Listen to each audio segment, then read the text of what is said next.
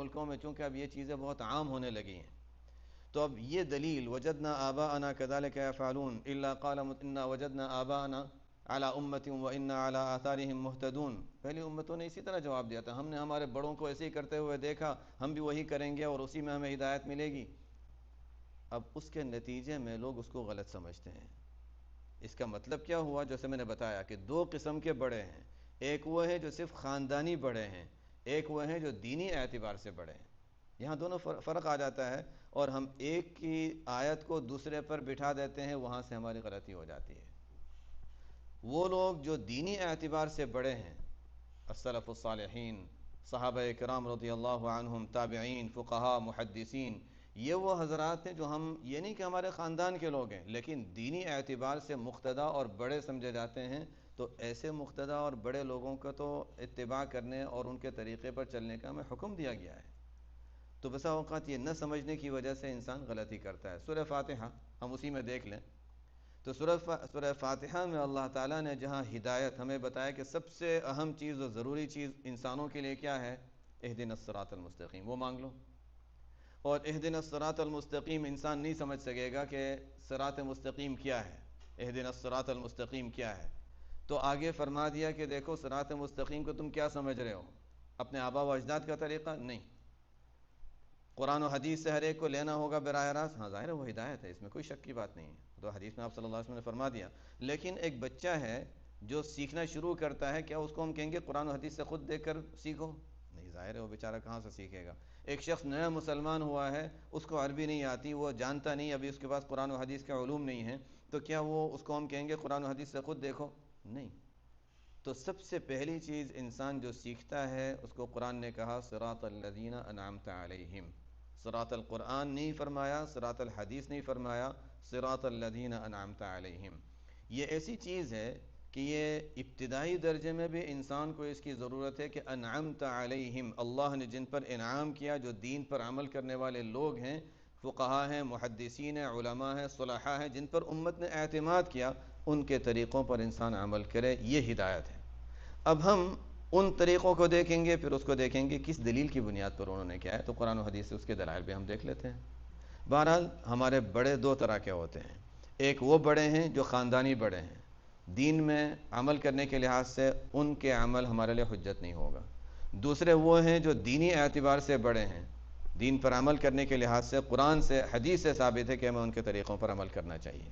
اب بہرحال جب یہ بات ہو گئی تو اب ہمیں یہ دیکھنا ہے کہ بہت سی مرتبہ ہم نے ہمارے گھرانوں میں جو چیز نہیں دیکھی، اگر کوئی چیز وہاں سے اس کے علاوہ کوئی چیز ہمیں ملتی ہے تو ہم کہتے ہیں نہیں نہیں یہ صحیح نہیں معلوم ہوتا، اس لیے کہ ہمارے گھر میں ہمارے بڑوں میں یہ چیز نہیں تھی۔ تو دیکھنا ہے کہ وہ بڑوں سے کون سے بڑے مراد ہیں۔ اس لیے یہ بہت اہم چیز ہے، یہ بہت اہم چیز ہے کہ ہم کن کو بڑا سمجھ رہے ہیں، خاندان کے لوگوں کو، یہ دینی اعتبار سے جو بڑے تھے ان کو۔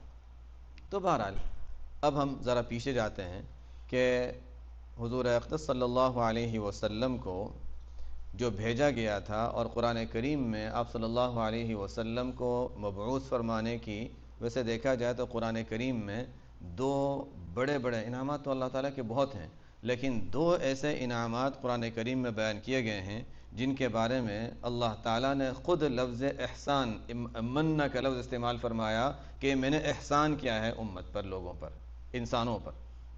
ایک تو ہے ایمان، یمنون علیک ان اسلموا قل لا تمنوا علی اسلامکم بل اللہ یمن علیکم ان ہداکم للایمان ان کنتم صادقین، کہ ہم نے کوئی اچھا کام کر لیا، ہمارا کوئی کمال نہیں ہے، اللہ تعالیٰ کا ہم پر احسان ہے کہ ہمیں ایمان کی اللہ تعالیٰ نے توفیق دی، تو اس کو اللہ تعالیٰ نے استعمال فرمایا بل اللہ یمن علیکم، اللہ احسان جتاتا ہے اور اللہ تعالیٰ کا یہ احسان ہے۔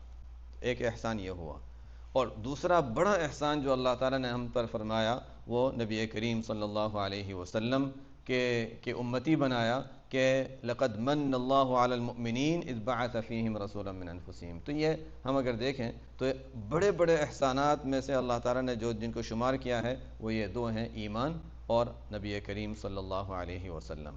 اب حضور صلی اللہ علیہ وسلم کو جو بھیجا گیا تھا اس کا مقصد کیا تھا؟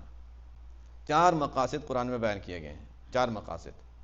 تو یہ چار ایسے کام ہیں جن کو ہمیں لینا ہے اور اس پر ہمیں جمنا ہے، اس لیے کہ یہ چار بنیادی مقاصد ہیں۔ اور امت ظاہر ہے کوئی نبی آنے والا نہیں ہے تو اس امت کو آگے بڑھانا ہے. کنتم خیر امت اخرجت للناس، یہ تو ایسی امت ہے جس کو لوگوں کی بھلائی اور لوگوں کی خیر کے لیے ہی ظاہر نکالا گیا ہے. اخرجت کا لفظ ہے کہ نکالا، مطلب یہ ہے کہ اللہ تعالیٰ نے اس کو رکھا ہی ایسا ہے کہ اچھا ایسا ظاہر فرمایا ہے کہ لوگوں کو فائدہ پہنچاتی رہے. یہی فرق ہے گزشتہ مذاہب میں، کہ وہ گزشتہ جو ادیان تھے ان میں، کہ ان میں ایسے افراد پیدا نہیں ہوئے جو دین کی حفاظت کرتے، اور ویسے بھی اللہ تعالیٰ نے وہ ذمہ داری حفاظت کی ان پر ڈالی تھی، تو انسان کیا کرے گا؟ بِمَسْتُحْفِظُوا مِن کتاب اللہ، ان پر ذمہ داری ڈالی گئی. اور اس دین کی حفاظت کی اصل ذمہ داری اللہ تعالیٰ نے لی. نام ہمارا آ جاتا ہے کہ ہم کر رہے ہیں، ورنہ ظاہر ذمہ داری اللہ تعالیٰ نے لی کہ اِنَّا نَحْنُ نَزَّلْنَا الذِّكْرَ وَإِنَّا لَهُ لَحَافِظُونَ. تو حفاظت اللہ تعالیٰ فرما رہے ہیں، ہمیں استعمال فرماتے ہیں. اب ہم اس کام میں آ جائیں، اللہ تعالیٰ ہمیں اس کام میں لگا دیں، تو اللہ تعالیٰ کا ہم پر احسان ہے. بہرحال تو حضور صلی اللہ علیہ وسلم کو جو بھیجا گیا، نبوت جو دی گئی، اس کے 4 مقاصد جو اہم مقاصد ہے وہ بیان کیے گئے. نمبر 1، لقد من اللہ علی المؤمنین اذ بعث فیہم رسولا من انفسہم. نمبر 1، یتلو علیہم آیاتی، قرآن پڑھنے کا طریقہ سکھایا. حالانکہ عرب تھے، حالانکہ یہ لوگ عرب تھے، عربی جانتے تھے، لیکن انہوں نے یہ نہیں سوچا، جیسے ہم لوگوں کی بات جہاں سے شروع ہوئی تھی، انہوں نے یہ نہیں سوچا کہ یہ تو ہمارے خاندانی چیز ہے، ہمیں تو عربی آتی ہے، ہمیں کسی سے سیکھنے کی کیا ضرورت ہے. نہیں، قرآن پڑھنے کا اپنا ایک طریقہ ہے، اس کے تجوید ہے، اس کے غنہ ہے، اس کا مد ہے، اس کا خاص ایک انداز ہے پڑھنے کا. اس کو اس انداز سے ہی پڑھا جائے گا. اگر اس کو اپنے عام بولنے کے طریقے سے پڑھا جائے گا تو وہ صحیح نہیں ہوگا. یہی وجہ ہے کہ جو شخص تجوید نہیں سیکھتا یہ سوچ کر کے عربی تو میرے گھر کی زبان ہے، تو وہ بہت سی مرتبہ غلطی کرتا ہے. یہاں تک کہ اذان میں بھی سنا ہوگا بہت سی مرتبہ، یعنی بیچارے لوگ نہ پتہ ہونے کی وجہ سے، ہم کسی کی غلطی بیان کرنا مقصد نہیں ہے، لیکن سمجھنا مقصد ہے کہ کبھی کبھی ہوتا ہے اشہد ان محمدن رسول اللہ، حالانکہ عربی کے لحاظ سے دیکھیں محمدن رسول اللہ نہیں بڑھتا، وہ ہونا چاہیے محمد رسول اللہ. بات یہی ہے کہ جنہوں نے یہ سمجھا کہ یہ ہمارے گھر کی چیز ہے تو ہمیں سیکھنے کی ضرورت نہیں ہے، تو غلطی وہاں پر آ گئی. یہاں اسی طرح اسلام کی بہت سی باتیں جب ہم یہ سمجھتے ہیں ہمارے گھر کی چیز ہے تو وہاں پر ہم غلطی کر لیتے ہیں. خود جنہوں نے جو پڑھتے ہیں، جنہوں نے مطالعہ کیا ہے، اور اکثریت ان لوگوں کی نظر آتی ہے، تقریباً تمام لوگوں کی، جنہوں نے چاہے عربی کے ذریعے سے یا اردو کے ذریعے سے یا انگلش کے ذریعے سے دین کو کتابوں کے ذریعے سے پڑھا اور سیکھا ہے. کتنی ایسی چیزیں ہیں جو ہم بچپن میں سمجھتے تھے یہ ایسا ہے، پڑھا پھر پتہ چلا کہ نہیں ایسا نہیں ہے، تو اس طرح ہونا چاہیے. اسی لیے قرآن کریم میں سب سے پہلی چیز اور سب سے پہلا حکم جو آپ صلی اللہ علیہ وسلم کو دیا گیا، اقرا، کہ یہ بنیاد ہے اس امت کی حفاظت کے لیے کہ پڑھو، تعلیم حاصل کرو. اگر تعلیم حاصل نہیں کی تو پھر ظاہر ہے پھر غلط صحیح کو پہچان نہیں سکو گے. تو سب سے پہلی چیز ہے قرآن پڑھنے کا طریقہ، یہ بھی حضور صلی اللہ علیہ وسلم نے سکھایا. اور الحمدللہ ان ملکوں میں اللہ تعالیٰ کا بہت بڑا احسان ہے، جو 20 سال پہلے تھے ان کو اندازہ ہے کہ یہاں پر کیا حالات تھے، اور اب ہم دیکھیں تو کیا حالات ہیں. یہ مکاتب کی شکل میں جو چھوٹے بچوں کو جو پڑھاتے ہیں، یہی آپ صلی اللہ علیہ وسلم کے جو بعثت کے جو مقاصد میں سے بڑا مقصد ہے اس کو پورا کر رہے ہیں، کہ پڑھنے کا طریقہ، قرآن پڑھنے کا طریقہ. میں اس لیے کہہ رہا ہوں کہ ہم کبھی کبھی اس کو اتنی زیادہ اہمیت نہیں دیتے، وہ تو چھوٹے بچوں کو پڑھاتا ہے، لیکن وہ اتنا بڑا کام کر رہا ہے کہ جس کام کے لیے حضور صلی اللہ علیہ وسلم کو بھیجا گیا تھا. اور آج الحمدللہ جب میں اس بات کا تذکرہ کرتا ہوں مجھے میرے استاد یاد آتے ہیں جہاں سے میں نے الف با پڑھنا شروع کیا تھا، مدینہ منورہ میں. اور خیر ان اب باتوں میں جائیں گے تو وہ باتیں لمبی ہو جائیں گی، لیکن ظاہر ہے وہ ایک بچپن کے مناظر کچھ اور ہی ہوتے ہیں. میرے استاد تھے، وہ پڑھاتے تھے، ہم مکان سے جاتا تھا میں گھر سے، تو پیچھے پورا جنگل کی طرح ہوا کرتا تھا.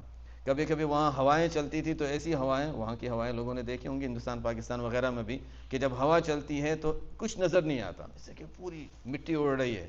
خیر پڑھنے جاتے تھے ہمارے استاد، ہمیشہ وقت سے پہلے وہاں پر حاضر ہوں گے پڑھانے کے لیے. بارش تھی ایک مرتبہ، بارش میں تو وہاں چھٹی ہو جاتی ہے، ہلکی سی بھی بارش تو لوگ بہت خوشی مناتے ہیں. مدینہ منورہ بارش، لوگ خوشی منا رہے ہیں. تو ہمارے والد صاحب تو وہ تو بہت پابند تھے، نہیں پڑھنے تو جانا ہی ہے، کہ آج تو بارش ہے، نہیں پڑھنے تو جانا ہی ہے. اب میں گیا تو دیکھا اکیلے استاد بیٹھے ہوئے، ان کے ساتھ ایک شاگرد بیٹھا ہوا، ایک آیا تھا اور میں تیسرا، میں ایک دوسرا شاگرد تھا، اور کوئی نہیں تھا وہاں پر، اس لیے کہ وہ مدینہ منورہ اور بارش، اس کی خوشی منانے میں لوگ چھٹی کر لیتے ہیں. تو خیر بہت پابند تھے.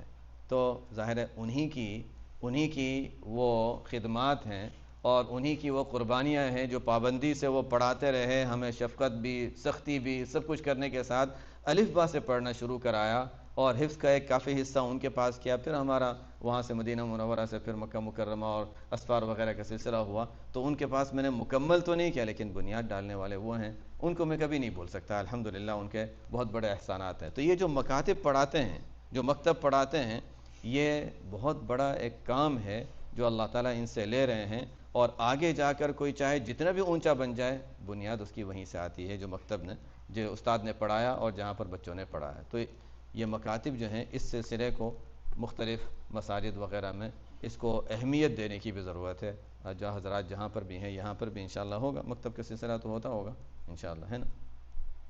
مکتب ہے جی، ماشاءاللہ یہ بہت ضروری ہے، اس لیے کہ ہماری فیوچر جو جنریشن ہے اور بچے جو ہیں ان کے لیے تو یہ بنیاد ہے۔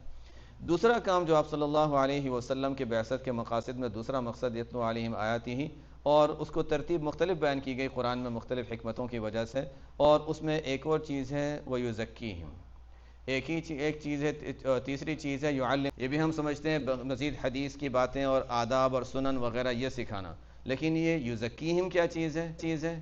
یہ وہی ہے جس کو آج جس عنوان کو آج ہم استعمال کر رہے ہیں دوسرے نام سے، یہ اصلاحی مجلس کے نام سے، یہ اصلاحی مجلس کے نام سے۔ یہ کیا ہے اصل میں یزکیہم؟ اصل میں جب حالات کے لحاظ سے زمانہ وقت جب آگے چلا جاتا ہے اور نام کبھی کبھی بدل جاتے ہیں، تو انسان اس کی وجہ سے اصل حقیقت کو کبھی کبھی بھول بھی جاتا ہے، اور کبھی اس میں غلط چیزیں بھی شامل ہو جاتی ہیں۔ یہ اصل آج بس ہمیں یہ سمجھنا ہے، یہ پہلی مجلس میں ہمیں یہ سمجھنا ہے کہ یہ یزکیہم اور تزکیہ ہے کیا چیز۔ قرآن کریم میں ہم دیکھیں تو جگہ جگہ اس کا تذکرہ ملے گا ہمیں، یہی چیز قرآن کریم میں ہم دیکھیں تو اس کے لیے لفظ تزکیہ استعمال ہوا ہے، جس کو کہیں پر کہا گیا قد افلح المؤمنون الذین هم فی صلاتهم خاشعون والذین هم عن اللغو معرضون والذین هم للزکاة فاعلون، کامیاب ہو گئے وہ ایمان والے، فلاح پالی ان ایمان والوں نے، الذین قد افلح المؤمنون الذین هم فی صلاتهم خاشعون، جو نماز میں خشوع اختیار کرتے ہیں۔ یہ بھی ایک عنوان ہے، اگر موقع ملا تو اس پر تھوڑی سی بات کر لیں گے کہ نماز میں خشوع کیسے حاصل کیا جائے، نماز میں دھیان کیسے حاصل کیا جائے۔ بہت سے لوگ ہمارے ذہن میں یہ ہوتا ہے کہ یہ تو ناممکن، ہم سے ہوتا ہی نہیں، حالانکہ کوئی حکم قرآن میں حدیث میں ایسا نہیں دیا گیا کہ کرنا ہے اور ممکن نہیں ہے، ناممکن تو ہو ہی نہیں سکتا، ہر چیز اختیاری ہے۔ بہرحال وہ ایک الگ چیز ہے۔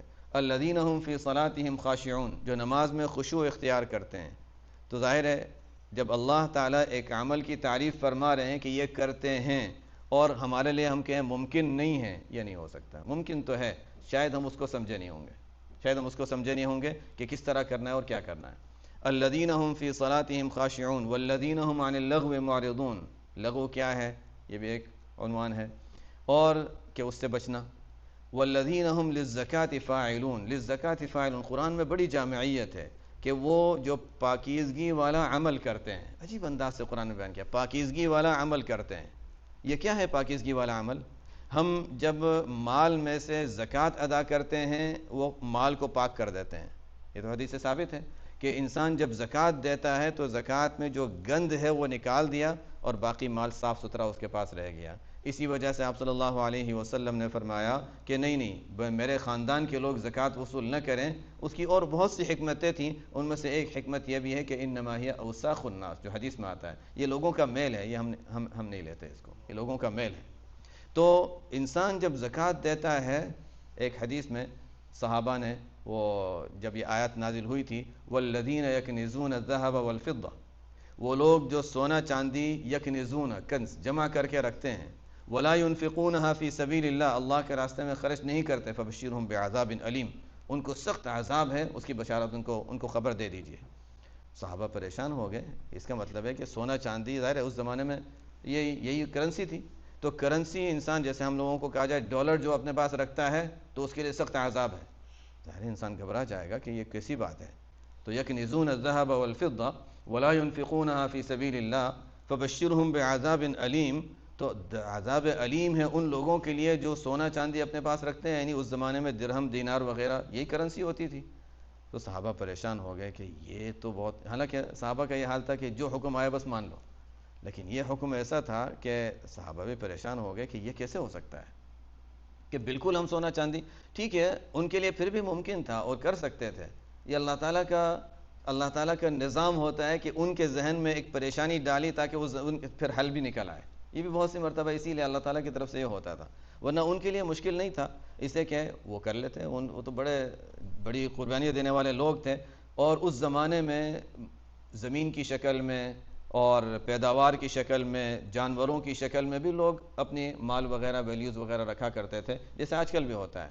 لیکن پھر بھی صحابہ تھوڑے سے جب پریشان ہوئے تو عمر رضی اللہ تعالیٰ عنہ نے فرمایا کہ نہیں، یہ میں اسلام کے مزاج کو سمجھتا ہوں، میں شریعت کے مزاج کو سمجھتا ہوں. ایسا نہیں ہو سکتا کہ یہ حکم ایسا ہو جیسا ہم سمجھ رہے ہیں، ہمیں سمجھنے میں غلطی ہوئی ہے. یہ کمال ہے صحابہ کا، کہ یہ نہیں کہ اچھا مجھے سمجھ میں آ گیا مجھے پتہ نہیں، ہم سے سمجھنے میں غلطی ہوئی ہوگی، چاہے وہ عربی جانتے ہیں، ہم سے سمجھنے میں غلطی ہوئی ہوگی. میں حضور صلی اللہ علیہ وسلم سے پوچھتا ہوں، اور پہلے سے ان کو بتاتا کہ یہ نہیں ہو سکتا. انہوں نے کہا انا افرج عنکم، میں تمہاری یہ مشکل دور کر دیتا ہوں. حضور صلی اللہ علیہ وسلم کی خدمت میں حاضر ہو، یا رسول اللہ، صحابہ کو اس کی پریشانی ہے کہ یہ جو آیت نازل ہوئی ہے یہ تو بہت مشکل آیت ہے. تو حضور صلی اللہ علیہ وسلم نے اس کے جواب میں فرمایا کہ دیکھو وہی بات کہ سمجھنے میں غلطی ہوئی ہے، کہ ایک ہوتا ہے لفظی اعتبار سے کنزن کے معنی، لیکن یہاں پر شریعت کے معنی اسلام قرآن نے جو لفظ استعمال کیا اس کا مطلب یہ ہے کہ یکنزون الذهب والفضة ولا ينفقونها في سبيل اللہ کا مطلب یہ ہے کہ مال جمع کر کے رکھتے ہیں اور زکوٰۃ جتنی مقدار نہیں نکالتے. جب زکوٰۃ جتنی مقدار نکال دی تو اس کے بعد باقی مال وہ کنز کہلاتا ہی نہیں ہے شریعت کی نظر میں. اچھا اب صحابہ عمر رضی اللہ تعالیٰ عنہ نے بھی اللہ اکبر، یہ ہم جو تکبیر پڑھتے ہیں نعرہ تکبیر، عمر رضی اللہ عنہ مسلمان ہوئے تھے اس وقت بھی نعرہ تکبیر اللہ اکبر سب نے پڑھا ہے، سیرت کی کتابوں میں آتا ہے. ایسی تکبیر تھی کہ پورا مکہ کا علاقہ، وہ تو چھوٹی سی جگہ تھی، پورا علاقہ گونج گیا تھا. یہاں پر بھی عمر رضی اللہ تعالیٰ عنہ نے جب یہ بات پوچھی اور آپ صلی اللہ علیہ وسلم نے فرمایا جب تم نے زکوٰۃ ادا کر دی، زکوٰۃ کے بعد جو مال بچ گیا، اب گندا مال نکل گیا، اب صاف مال باقی رہ گیا، تو اچھا اب باقی مال رکھنے کی اجازت ہے، اس میں کوئی پابندی نہیں. اللہ اکبر، خوشی میں نعرہ تکبیر. تو خیر جیسے اگر میں ابھی ہندوستان پاکستان میں بیان کر رہا تھا تو میں کہہ دو سبحان اللہ، تو لوگ جاگتے بھی رہتے ہیں نا تھوڑا سا، لے کہہ دو سبحان اللہ. تو بہرحال تو وہاں تکبیر کا سلسلہ ہوتا ہے. تو عمر رضی اللہ تعالیٰ عنہ نے آگے جب یہ بات کی، اب یہ بھی بڑی عجیب، میں باتوں میں کہیں اور نہ چلے جاؤں. بہرحال تو حضور صلی اللہ علیہ وسلم نے اس کے بعد پھر دیکھا کہ سوال کرنے والے عمر ہیں رضی اللہ عنہ اور صحابہ کی طرف سے نمائندے بن کر آئے ہیں، اب یہ بات آگے پہنچائیں گے. تو صحابہ کے ذہن میں آپ صلی اللہ علیہ وسلم یہ نہیں ڈالنا چاہتے تھے کہ بس زکوٰۃ دے دو اور باقی مال بس اپنے پاس روک کر رکھو، کیونکہ وہ تو اعلیٰ درجے کے لوگ تھے. ان کو یہ سکھانا تھا کہ نہیں ٹھیک ہے فرض ادا کر دیا، اب وعید نہیں ہے، کوئی عذاب کی وعید نہیں ہے، مسئلہ سمجھا دیا، وہ تو فتویٰ تھا، لیکن اعلیٰ درجے کی بات آگے سمجھائی. فرمایا کہ لیکن دیکھو مال اپنے پاس رکھنے کی چیز نہیں ہے. الا اخبرک بخیر ما یکنز المرء، بہترین رکھنے کی چیز میں بتاؤں، یہ مال رکھنے کی چیز نہیں. وہ آگے پھر حدیث ہے اس میں جائیں گے تو پھر بات لمبی ہو جائے گی. بہرحال بات میں یہ بتا رہا تھا کہ زکوٰۃ کا ایک معنی ہوتے ہیں کہ انسان اپنے مال کو گند سے پاک کر دے، یعنی زکوٰۃ وغیرہ ادا کر دیا تو اب صاف مال رہ گیا. اسی وجہ سے جب انسان زکوٰۃ دیتا ہے تو اللہ تعالیٰ اس کے مال کی خود حفاظت کی ذمہ داری لے لیتے ہیں، اب مال محفوظ ہو جاتا ہے. بہت سی مرتبہ ایسا ہوتا ہے کہ اچھا یہ ہوا ہمیں پتہ نہیں چلتا، لیکن زکوٰۃ دینے کی وجہ سے اللہ تعالیٰ ہمارے مال کی بہت سے خرچوں سے ہم بچ جاتے ہیں.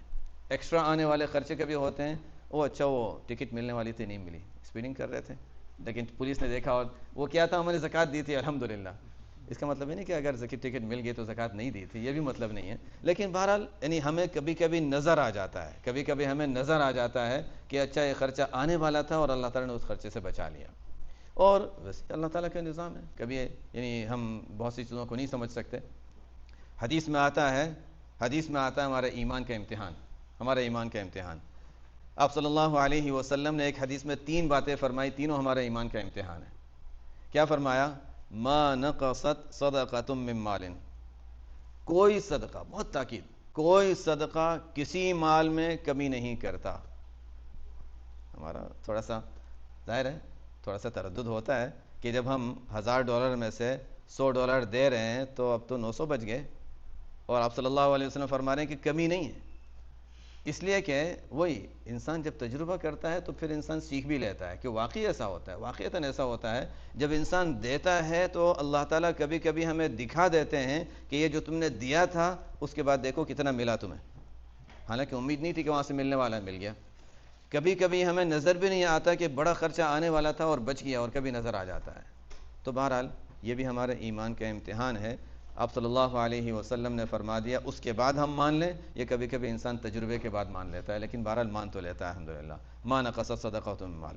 دوسری بات ہے اس حدیث میں وما زاد اللہ عبدا بعفو الا عزا، اللہ تعالیٰ کسی بندے کو بھی معاف کرنے کی وجہ سے اگر بڑھاتا ہے تو ذلت میں نہیں، عزت میں ہی بڑھاتا ہے۔ ہمارا معاشرہ ایسا نہیں کہتا، ہمارا معاشرہ یہ کہتا ہے کہ دیکھو کسی نے تمہیں کچھ کہا ہے تو جواب دے دو، ورنہ لوگ سمجھیں گے اس چیز کے بعد جواب ہی نہیں، اس کو بولنے ہی نہیں آتا۔ ہمیں تانا دیتے ہیں نا، منہ میں زبان نہیں ہے، بولتے نہیں ہو۔ لیکن حدیث کہتی ہے کہ اگر معاف کر دیا اور چھوڑ دیا تو وما زاد اللہ عبدا بعفو، معاف کرنے کی، اچھا ٹھیک ہے میں معاف کر دیتا ہوں، ہمارا حق تھا، ہم مطالبہ کر سکتے تھے، لیکن ہم نے کہا نہیں کوئی بات نہیں، چھوڑ دو، جھگڑا ختم کرو، بس ٹھیک ہے کوئی بات نہیں۔ وما زاد اللہ عبدا بعفو، اس وقت تو ایسا لگے گا کہ وہ جیت گیا اور ہم ہار گئے، واقعی اس وقت ایسے ہی لگے گا، اور شیطان بھی بہت دھکے دیتا رہے گا، دیکھو جواب دینا چاہیے، دیکھو جواب دے دو ورنہ وہ اور زیادہ جری ہو جائے گا۔ لیکن ہم تو آپ صلی اللہ علیہ وسلم کی بات کو مانیں گے کہ وما زاد اللہ عبدا بعفو الا عزا، کہ اللہ صلی اللہ علیہ وسلم نے فرمایا کہ معاف کرو گے تو عزت میں اضافہ ہوگا، یہ میری طرف سے گارنٹی ہے۔ تو اب ہم دیکھتے ہیں صلح حدیبیہ میں کیا ہوا تھا۔ صلح حدیبیہ میں کیا ہوا تھا کہ پہلے غزوہ احزاب میں ایک الگ طرح کا امتحان تھا۔ جنہوں نے سیرت پڑھی ہے وہ میں ان کے لیے بتا رہا ہوں کہ تفصیل میں تو نہیں جا سکتے، لیکن غزوہ احزاب میں جو امتحان تھا وہ جان کا خطرہ تھا، بس ایسا تھا کہ ابھی یہاں سے حملہ ہوگا، ابھی یہاں سے حملہ ہوگا، اور یہ سب اس کے لیے تیار تھے جان دینے کے لیے۔ صحابہ کے لیے جان دینا کوئی بڑی چیز نہیں تھی۔ اس کے بعد جو امتحان آیا، 5 ہجری کی بات ہے، سن 6 ہجری میں جو امتحان آیا وہ بہت مشکل تھا صحابہ کے لیے بھی۔ وہ کیا تھا؟ جان دینے کی بات نہیں، ہم تو تیار ہیں، لیکن یہاں پر نفس کو توڑنے کا مسئلہ تھا کہ عمرہ کا احرام باندھا ہوا ہے، آگے جا رہے ہیں، مکہ کے قریب پہنچ گئے۔ آج کل تو علاقہ مکہ کا حصہ کہلاتا ہے، حدیبیہ جو جگہ ہے، اگر کوئی وہاں جائے، اور اگر حدیبیہ نام سے لوگ نہ جانتے ہو تو نواریہ جگہ کا نام ہے، وہ پورا علاقہ ہے نواریہ کا۔ تو آپ صلی اللہ علیہ وسلم صحابہ کی جماعت کے ساتھ احرام باندھ کے ہدی کے جانور لے کے وہاں تک پہنچ گئے۔ مکہ بالکل قریب ہے، اور یعنی گاڑی میں جائیں تو تقریباً آدھے گھنٹے سے کم، آدھا گھنٹہ، اور اس زمانے کے لحاظ سے تھوڑا سا ہم کہہ سکتے ہیں کہ ایک منزل باقی ہے تقریباً۔ اب وہاں تک پہنچ گئے اور مکہ والے کہتے ہیں آپ نہیں جا سکتے عمرہ کرنے کے لیے۔ اتنی بڑی ہار کو مان لینا کہ ہم نے اللہ کی رضا کے لیے احرام باندھا ہوا ہے، ہمیشہ کا دستور یہ ہے کہ عمرہ کرنے والوں کو روکا نہیں جاتا، کس بنیاد پر ہمیں روک رہے ہیں؟ اب اس کے بعد اچھا نہیں ٹھیک ہے ہم صلح کر لیتے ہیں۔ صحابہ کو پوری طرح ذہن تیار نہیں تھا صلح کرنے کے لیے۔ اب صلح بھی چلو ٹھیک ہے برابر کی ہوتی، صلح میں یہ طے ہو رہا ہے کہ اچھا تمہارا آدمی اگر یہاں آ جائے گا کافر بن کر، مرتد ہو کر، تو ہمارے پاس رہے گا، وہ ہمارا آدمی اگر مسلمان ہو کر آپ کے پاس جانا چاہے وہاں جا کر نہیں رہ سکتا ہے۔ کوئی انصاف کی بات نہیں ہے، یا تو دونوں طرف سے برابر کی شرط ہو۔ اب یہاں کا آدمی وہاں جائے تو نہیں رہ سکتا، اس لیے کہ ان کو بھی خطرہ تھا نا، وہ دیکھ رہے تھے کہ مسلمانوں کی طاقت بڑھ رہی ہے، یہاں سے مسلمان ہو کر لوگ وہاں جانا شروع کر دیں گے تو ان کی طاقت بڑھ جائے گی، پھر تو وہ ہم پر حملہ کر دیں گے۔ تو ان کی طاقت نہ بڑھ جائے اس لیے تھا کہ نہیں کوئی وہاں نہیں جا سکتا، لیکن وہاں کا یہاں آنا چاہے تو آ سکتا ہے۔ آپ صلی اللہ علیہ وسلم نے فرمایا ٹھیک ہے۔ اب یہ بھی ایک امتحان تھا، تو اگر اس کو ہم دیکھیں تھوڑا سا، اس کو اگر آئندہ موقع ملا اس کو تفصیل سے پڑھیں، صلح حدیبیہ میں کیا واقعہ سن 6 ہجری میں پیش آیا تھا، وہ ایک جو امتحان تھا وہ وہی نفس کو توڑنے والا امتحان تھا، اپنی ہار ماننے والا، لیکن اللہ کی رضا کے لیے، اللہ تعالیٰ کی رضا کے لیے اپنی ہار کو ماننے کا امتحان تھا، بڑا سخت امتحان تھا، اور اس کو ہم اب اس نظر سے کبھی اس کو واقعے کو پڑھیں۔ اسی وجہ سے جب یہ صلح کا معاملہ ہو گیا تو عمر رضی اللہ تعالیٰ عنہ جیسا شخص، باقی تو بہت یعنی خاموش بھی ہو جاتے تھے اور یعنی اپنے صبر کر لے جم جاتے تھے کہ اچھا ٹھیک ہے کوئی بات نہیں، بات لوگوں کے سامنے نہیں کی۔ عمر رضی اللہ تعالیٰ عنہ تو بڑے جری تھے، تو انہوں نے بکر رضی اللہ تعالیٰ عنہ سے آ کر ہم حق پر نہیں ہیں، ہاں بالکل حق پر ہیں، تو ہم کیوں ان سے اتنا دب رہے ہیں؟ یعنی ان کے جو سوالات تھے اب اس کو اس نظر سے دیکھیں تو واقعی قرآن نے بھی یہ مانا ہے اور اس کو بیان کیا ہے کہ بڑا سخت امتحان تھا یہ ان صحابہ کے لیے۔ اب اس کے نتیجے میں ہم دیکھیں تو کتنا اچھا نتیجہ ظاہر ہوا. کہیں اس کے بعد سن 6 ہجری تک کتنے مسلمانوں کی تعداد تھی آپ صلی اللہ علیہ وسلم کے ساتھ جو گئے تھے؟ ہم سیرت میں پڑھیں تو 1500 کا تقریباً اس کے قریب نمبر ملے گا. 1500 اور بھی تھے ادھر ادھر دوسرے بھی حضرات تھے، لیکن آپ صلی اللہ علیہ وسلم کے ساتھ جانے والے، حالانکہ سب کو کہا گیا تھا چلو ساتھ، اعراب وغیرہ دیہات کے لوگوں کو کہا گیا تھا، 1500 کی تعداد تھی تقریباً جو ساتھ جانے والے تھے، کم زیادہ. اس کے 2 سال بھی پورے نہیں ہوئے. یہ شوال کا مہینہ ہے، اس میں 2 سال میں ذوالقعدہ کا مہینہ ہے، اور 2 سال بھی پورے نہیں ہوئے. 2 سال کے بعد سن 8 ہجری میں رمضان کا مہینہ ہے. 2 سال پورے ہونے میں بھی تقریباً 2 مہینے باقی ہیں. رمضان کا مہینہ ہے. حضور صلی اللہ علیہ وسلم سن 8 ہجری میں پھر جب وہاں جاتے ہیں تو کتنی فوج ساتھ تھی؟ 10,000 تو کم از کم تھے. 10,000 کا مجمع تھا. اسلام کی اشاعت کا سلسلہ شروع ہوا تھا مکہ مکرمہ میں تقریباً 10 سال یا 13 سال، جیسے کہ عمومی تبلیغ کا جو کام شروع ہوا تھا وہ وہاں سے لے کر 10 سال ہم کہہ سکتے ہیں مکہ مکرمہ میں. تو مکہ مکرمہ میں 10 سال، مدینہ منورہ میں 8 سال، 6 سال تک اگر ہم دیکھیں تو تعداد جو آپ صلی اللہ علیہ وسلم کے ساتھ جانے والوں کی تھی وہ 1500، اور اس کے 2 سال سے کم عرصے میں تعداد بڑھ کے اتنی زیادہ کہ 10,000 تو فوج ہے. اس کے علاوہ جو صحابیات اور دوسرے جو حضرات ہیں وہ اپنی جگہ وہ علیحدہ ہیں. کیا چیز تھی؟ وہی ہمیں سکھایا.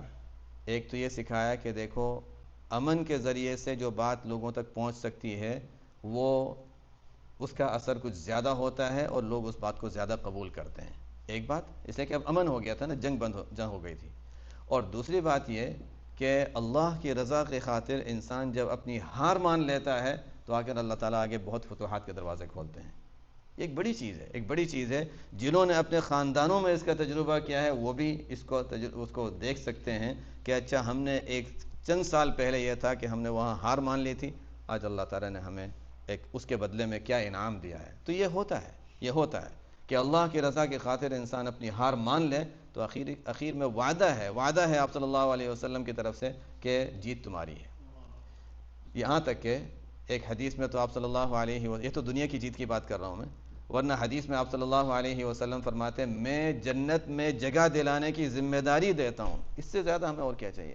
میں جنت میں جگہ دلانے کی ذمہ داری لیتا ہوں اس شخص کے لیے لمن ترک المراء، جو جھگڑے کو چھوڑ دے وہ محقین اس حال میں کہ وہ خود حق پر ہو. حق پر ہونے کے باوجود جھگڑا ختم کرنے کے لیے اچھا ٹھیک ہے کوئی بات نہیں میں چھوڑ دیتا ہوں. آسان نہیں ہے، مجھے پتہ ہے آسان نہیں ہے. جب اس سے انسان گزرتا ہے تو اور بعد میں ایک مرتبہ کر دیا دوسرے دن پھر شیطان آئے گا، نہیں ابھی ہمیں کچھ کہنا چاہیے، چند دنوں کے بعد پھر آئے گا. آسان نہیں ہے، لیکن جنت کا وعدہ آپ صلی اللہ علیہ وسلم اپنے ذمہ لے رہے ہیں کہ میری طرف سے جنت کی ذمہ داری ہے. تو خیر بات کہاں سے چلی تھی، کہاں چلے ہم لوگ؟ بہرحال ابھی تک تو میں دیکھ رہا ہوں الحمدللہ دلچسپی لے رہے ہیں سب انشاءاللہ. تو خیر، تو حضور صلی اللہ علیہ وسلم کی جو بعثت کے مقاصد میں سے ایک مقصد تزکیہ ہے. تو تزکیہ میں 2 معنی ہوتے ہیں. پاک کرنا، والذین هم للزکاۃ فاعلون پہ بات کر رہا تھا میں کہ زکوٰۃ فاعلون میں ایک ہوتا ہے مال کو پاک کرنا، کہ انسان زکوٰۃ دے کر اپنے مال کو پاک کر لیتا ہے، اور دوسرا ہوتا ہے انسان اپنے نفس کو پاک کر لیتا ہے، دل کو پاک کر لیتا ہے. یہ ہے تزکیہ، دل کو پاک کرنا. یزکیہم جو کہا گیا آپ صلی اللہ علیہ وسلم کے لیے دل کو پاک کرنا، یہ کیا ہے؟ یہی ہے جس کو ہم کہتے ہیں کہ یہ اصلاح. اور اس کو میں تھوڑا سا اور سمجھا دوں. قرآن کریم میں اس کے لیے لفظ تزکیہ استعمال ہوا ہے.